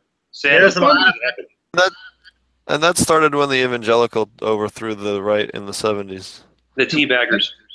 And even Trump didn't think he was going to win. Even he didn't think. He didn't want to win. He just wanted to be Trump, doing what Trump The does. thing is, basically annihilate the Republican Party, and now God help us. he didn't win. That's the part that bothers me most. He actually lost the popular election. We have to get rid of the Electoral College. And then we would have had, Yes. you know, Yeah, I didn't agree with that. Vote for a vote. What we need is a parliamentary system where it's based on percentages, so that Congress, if it's 7% Green Party, there's 7% of Congress is the Green Party, or you know, whatever, so that the toxic part of it is the two-party system. The two-party system needs to break if America's going to survive. And the Electoral College combined stagnate the entire political process here. The Electoral College is there to perpetuate the two-party system. Well, which is the you get rid of the two parties, Electoral College, and you put 2-term limits on every single office. Yep. That way they can't be in it. No one was ever supposed to be a career politician. That's not what was written in the Constitution. Look at it. You're supposed to serve your country, in the military, and then go back to work. And term limits for Supreme Court, that is so long overdue. Oh yeah. I agree. Yeah, that's a cool idea too. Good luck. That is just absolutely ridiculous. The individual presidents have way too much power when it comes to court appointments, and that there needs to be like an 8-year. You know, I'm cool with an 8-year, so or a 4-year, Supreme Court thing. But we need a turnover because, well, not only that, look at someone like John McCain or some of the other people. They don't even know what the hell an email is. And how are they supposed to make regulatory decisions on this stuff? They don't. They just believe whatever the lobbyists are. And I'm not meaning to pick on him or whatever. He's an awesome war hero or whatever, and fought for our country and is, I think, one of the only remaining World War II veterans. So props to him for that. But McCain is not a World War II veteran. He's a Vietnam vet. Vietnam veteran. I'm sorry. I stand corrected. Yeah, he's a war hero. He was a prisoner of war. Absolutely, and you know what? He got tortured and all kinds of stuff, and still kept his, honor towards America. So props to him. But you don't see politicians like that anymore. They're all just a bunch of Ivy League people that rose to power. They're not. You don't see military people like him that's why I was bringing him up specifically. You don't see people with his level of integrity anymore, and that's half the reason why things got to the way it is now. When was the last military president? A really long time ago. Eisenhower. Eisenhower said what in 1956? No. Kennedy was a war hero. No, he was a Navy man. He wasn't an actual general. He was still in the service. He was still in the service. He served. Yeah. He had a PT boat, and they wrecked in the Pacific, and he got his guys onto the island and saved their lives and shit. No, Kennedy was a big time. So Obama didn't. Bush Jr. got out of it. He was Bush, National Guard. What was Bush Sr.? I think Reagan was a hero in the movie. Yeah. Yeah, So oh, so no, yeah. So Bush Senior was, and then you got Reagan was an actor, and then no, Bush Senior was the head of CIA. Yeah, but he was. well, no. But before that, he was a pilot. He was Yeah. shot down. Gerald Yeah. Ford was a pilot, even though he inherited the presidency. Gerald Ford was a Navy pilot that flew into war. He was actually president, so that counts. The only person to ever be elected. Yep. I like you, man. He fell down better than anybody. Yeah, It was a trip. He was a good man. He had his good points. No, he was definitely a good guy. But what I was trying to point out was that just the past 20 years, things have changed drastically on who gets to power. The whole system's changed and been corrupted. And it started with Eisenhower saying clearly, beware of the military-industrial complex, because the big corporations were already lobbying and taking over parts of government. Absolutely. It's on us. We are responsible for changing it. They're not going to let us. They're not going to go quietly. Politicians are a renewable resource. If you vote them out, you vote them. If they don't do what you want, vote them out, people. Yeah. Well, not only that. Look at the implications. Look at the implications it's had on the U.S. As far as law enforcement. They went to a lot of these guys went to Iraq, Afghanistan, and came back and ended up as police officers. And no one had ever actually given them proper mental treatment, and now they're trigger happy and they're shooting people. I'm not saying that. I don't even mean to imply that they're veterans, but I'm saying what happened was they had this big war and they produced too many weapons. They produced all these automatic guns, all these armored vehicles, all this stuff, and they had a huge surplus. So what happened? George Bush allowed the sale of all of those toys to law enforcement, which was ridiculous after 9/11, which they have no right to do. You know what? We have the army. There's National Guard throughout the U.S. for that kind of stuff. We have a law enforcement division for that. It's called the National Guard. Good point. That's exactly what the fuck they're for. Yeah. Yeah, they're the ones that get to have the heavy military weaponry and all the stuff. Not the police. The police have no right to have that. That's the problem. The George Bush militarized the police with all the toys from Iraq and Afghanistan. That's kind of what I meant. I didn't mean necessarily. I kind of worded that wrong in the beginning, but. No, I just a little bit unclear. One too many bong rips, but the problem with a political debate is it's going to go around and around. It can't. We're not going to solve the world's ails tonight. And no, that's the reason why you're seeing these shootings. I mean, you have that guy shooting that poor lady from Australia just because she put her hand on the car. Like, what is that about? Well, just like the cop shooting. Okay, let's not get that sideways. Come on, let's not. No, we're not going that far down. But the problem is, it's unease and psychological pressure is what push people towards negative actions. We're living in a much pressured society because only the rich are getting richer and everyone else is suffering. So you're going to see a lot more negative behavior before you see it get better. We're not only suffering; we're living by their new archaic, stupid fucking laws all the time. And then we have 1 minute it's kind of cool, and then wait a minute, we won. Oh, what? What? What? Well, we have a government that should have never got.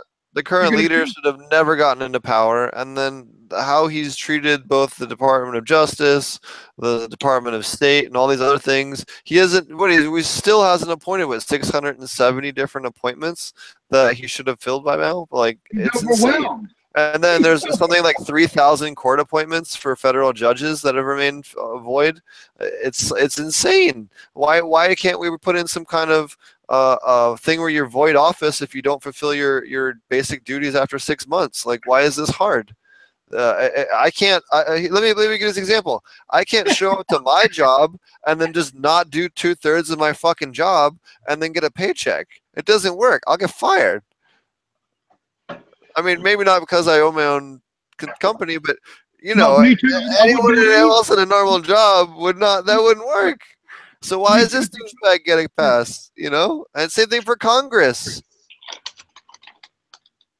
Yep. So that's why I said 2-term limits for all politicians. Exactly. And do you have anything going on? Do you have a personal grow at all? Do you have anything going on there, Brandon? I do. We do have a small grow of our own. I mess around with strains. Last time I messed around with too many. What are you growing currently? 1 second, I'm chewing something. No worries. Right now we have 3 strains out there. Last time I had 7. It was a bit much. You know, seven strains in a 4-light room is probably ridiculous, and it was. But I had my hands on some old land races I was trying to get going. I had a wild Brazilian that hermied out. Had a Thai stick plant that was absolutely huge.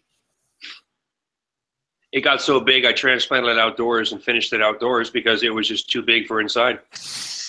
Even with me super cropping it and training it outwards, it still was 7 feet tall. Holy fuck.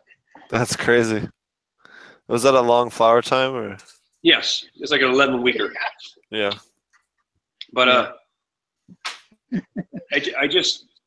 I don't have a lot of time to do it, so I know I'm very curious to letting things go wrong so I can then teach people how to go right. And I heard that mentioned earlier a couple of times by Roger that you have to mess up and show people you did, just like Silverarm said that it's never perfect every time.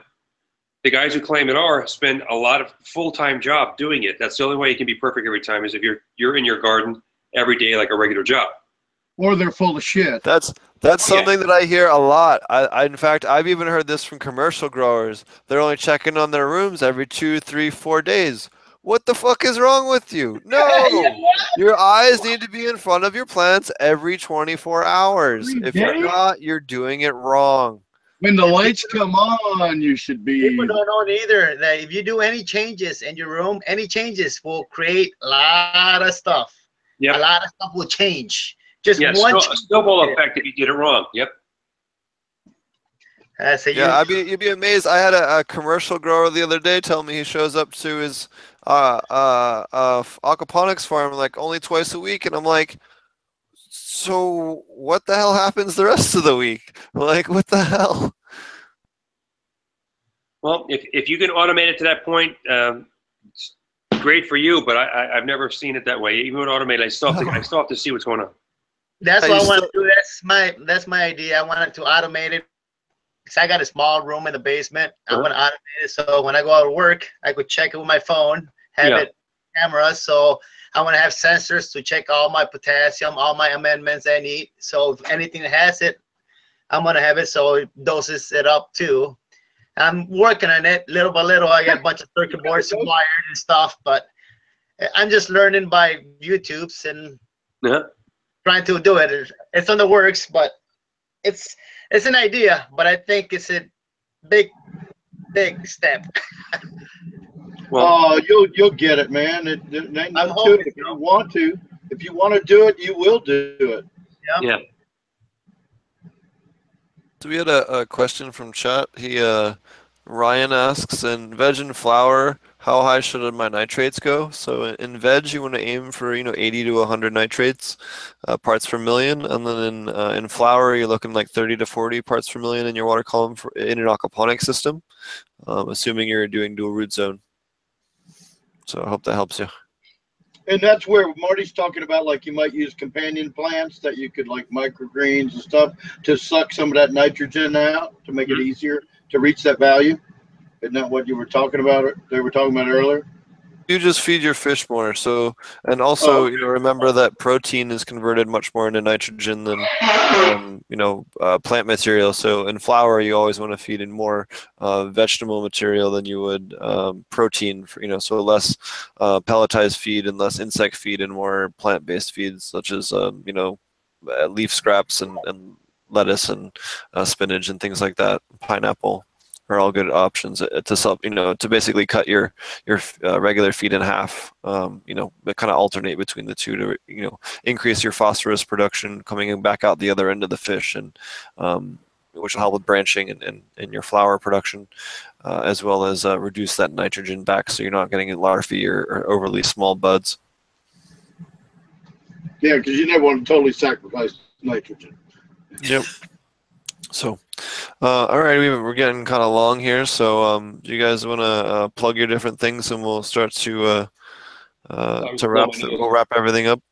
Wrap it up for me. I'm trying not to let my nose run down my face right now. Apparently, I'm having allergies.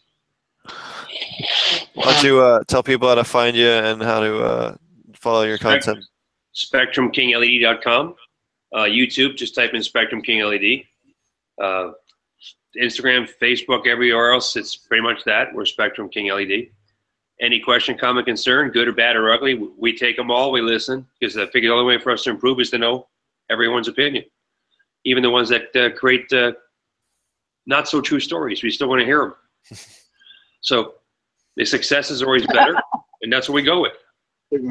We've had some pretty funny rumors that we've ended up with on the show. We had someone ask about mammoth pee being derived from human enzymes, which I thought was a pretty hysterical well, if you have a predisposition to paranoia and you smoke the certain types of sativas, I can see that idea coming into somebody's head. You know, but immature sativas and without being flushed well. Yes. Boom. Anxiety. Well, thanks so much for joining us. I really appreciate you coming on. I thought it'd be fun to surprise Ganja Guy, have you guys on since he was doing the announcement, and have you guys on to talk about it and talk about your lights again. And you guys were such a great guest last time. Actually, I went back and looked. I think it was episode 38, not 46. So I do apologize. It's episode 38 if you guys want to go back and check and watch it. I got the number totally wrong. So I wanted to go back and make sure I got that right and plugged you guys properly. Thank you. You know, if any other guys want to get a hold of us, just feel free to have our info. Sure. I'd be curious to see how those guys from, what was it? The .org. Infinitry. Infinitry. I was going to stutter and say it wrong. Curious to see how they come along and if they develop it, those next steps forward, because you guys launched a lot of really good ideas to them. Yep. And let's see if they land, you know? So did you. And that's... You even shared your own technology or ideas to them, which talk to them about light sources and things. You know, and if someone's willing to learn and willing to listen, I'll share the information. I don't believe in safeguarding and hiding everything. I think that's the wrong way to move forward. That's awesome. Oh yeah, and that's why we do this show. We try to put out information, you know, kind of an individual. That's why we like having you guys on the show. We can go down rabbit holes, have cool guests go down and explain things really in detail. And maybe you won't be able to get the whole how to grow everything start to finish if you watch just one episode. But if you watch the whole series, you're going to get a really good understanding from a bunch of people that have a really good understanding and a really good, you know, background in the different topics that they go into. You know, even though we wander around, the core message is still the same. And if someone's trying to grasp how to grow aquaponically, this is you know, this isn't just 101. It's 102 and 202 and 303 and 2. This is the ultimate show. Yep. Yep. So if they can step into the deep end or just listen from the sidelines, they're going to pick up a lot of good info. I haven't heard, not to paint a rosy picture, but I haven't heard one creative storytelling blatant lie from anyone that was on today. Whereas in other things I've participated in, I have to kind of hold it because I'm like, this mofo is completely stretching the truth. I'll let him have his say so I can then ask the questions. But there are companies out there that still, on not just lights or not just this or that, they still promote flat out lies. And with the politicians we have in power who do the same thing, they think it's okay. It isn't. Tell the truth. Not hard to do. Man, I love how you think. I love how you think. I like you.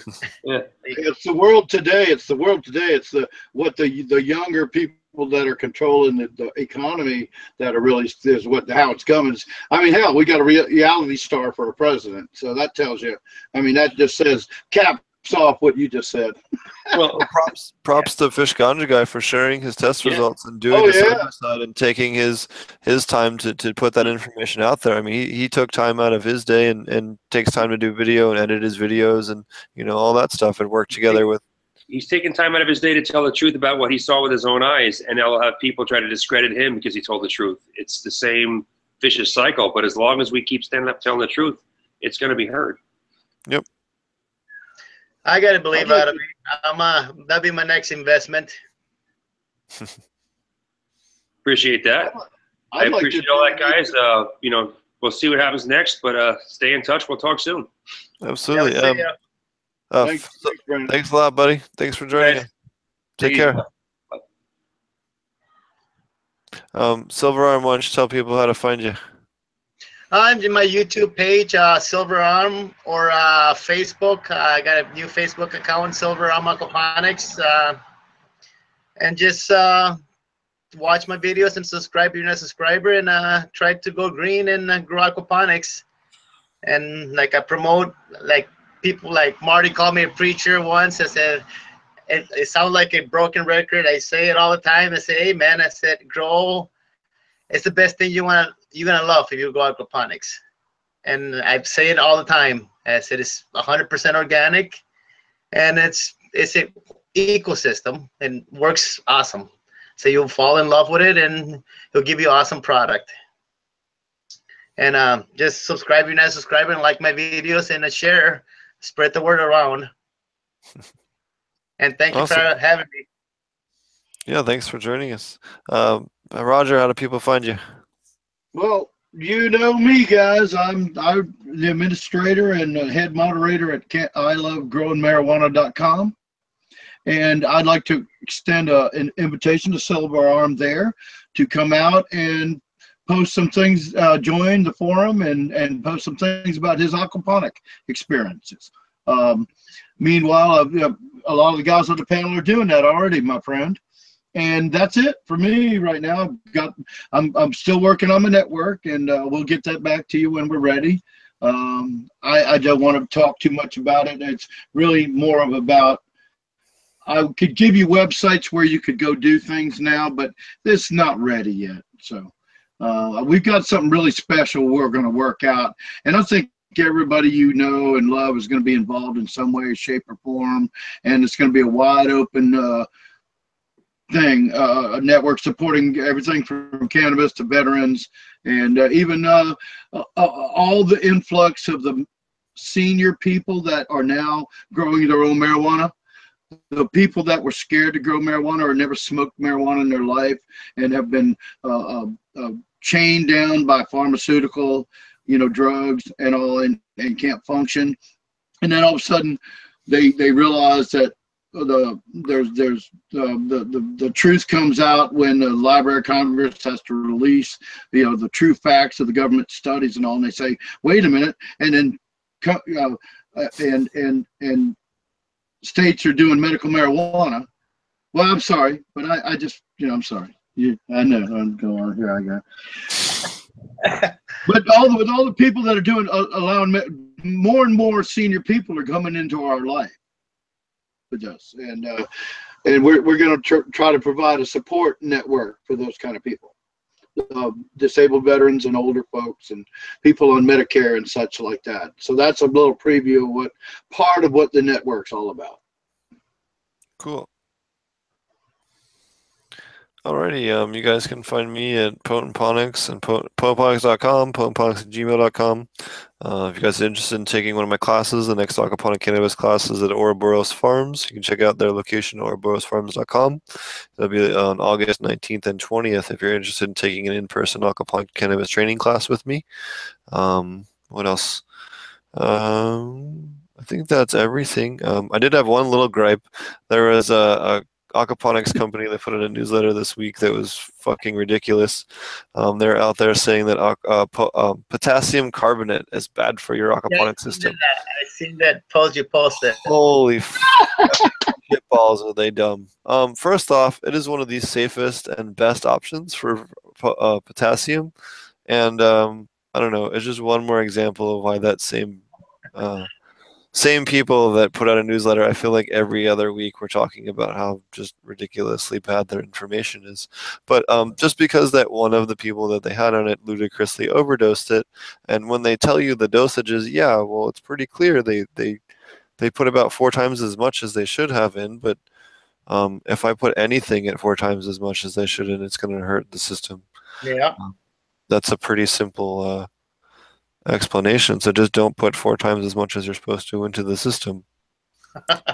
It was the same people that said EM1 is bad, said that lactobacillus ferments are bad, said that using microbial inoculants are bad, saying that using non-organic iron is bad.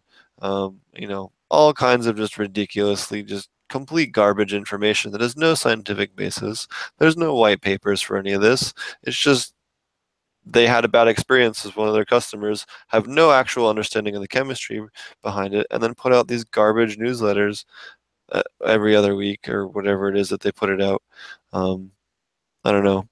I don't even know if I want to bother even mentioning them to give them that much credit, but if you've read it this week, you know exactly who I'm talking about. So, and these are the same people that went out there and said that you can't grow cannabis in aquaponics. So, again, they just have no fucking idea what the hell they're talking about. So, but I put my links too if they want to give me an email at fishing 420 fishing butts@gmail.com too. That's another way that they could get a. Say that again, bro. What is it? 420 fishandbuds@gmail.com. Okay. Yep. So I'm actually going to start up a new little short video series, and every time I read something that's that stupid on a forum or a Facebook group or something, I'm not going to say who said it.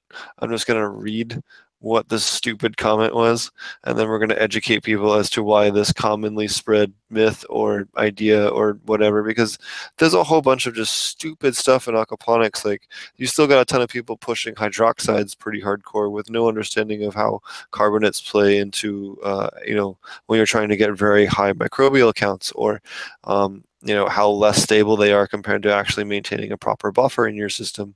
And as we all know, maintaining a constant pH is always going to give you better plant and microbial and fish growth than allowing it to go up and down and up and down and up and down like you do with hydroxides, which is, again, another thing that just the industry needs to move away from. And as we work on perfecting some of these techniques and standards, we'll be able to get away from all this stuff. So, but that's some information for the future. But yeah, I got a bunch of cool projects in the works that you guys will be keen on here soon, as I'm allowed to talk. And yeah, thanks to everyone for watching. Shout out to all those who sat through the whole episode, and thanks again for Infinitry and Spectrum King for joining us. Spectrum King was very awesome to join us on pretty short notice. I just wanted to surprise Fish Ganja Guy. I had no idea they'd end up staying for the whole episode, so big props to them. And I think this might be the longest episode we've done yet. So cheers to those who made it through the whole episode. Thanks a lot. Take care, and we'll see you guys again on Monday. Badass info.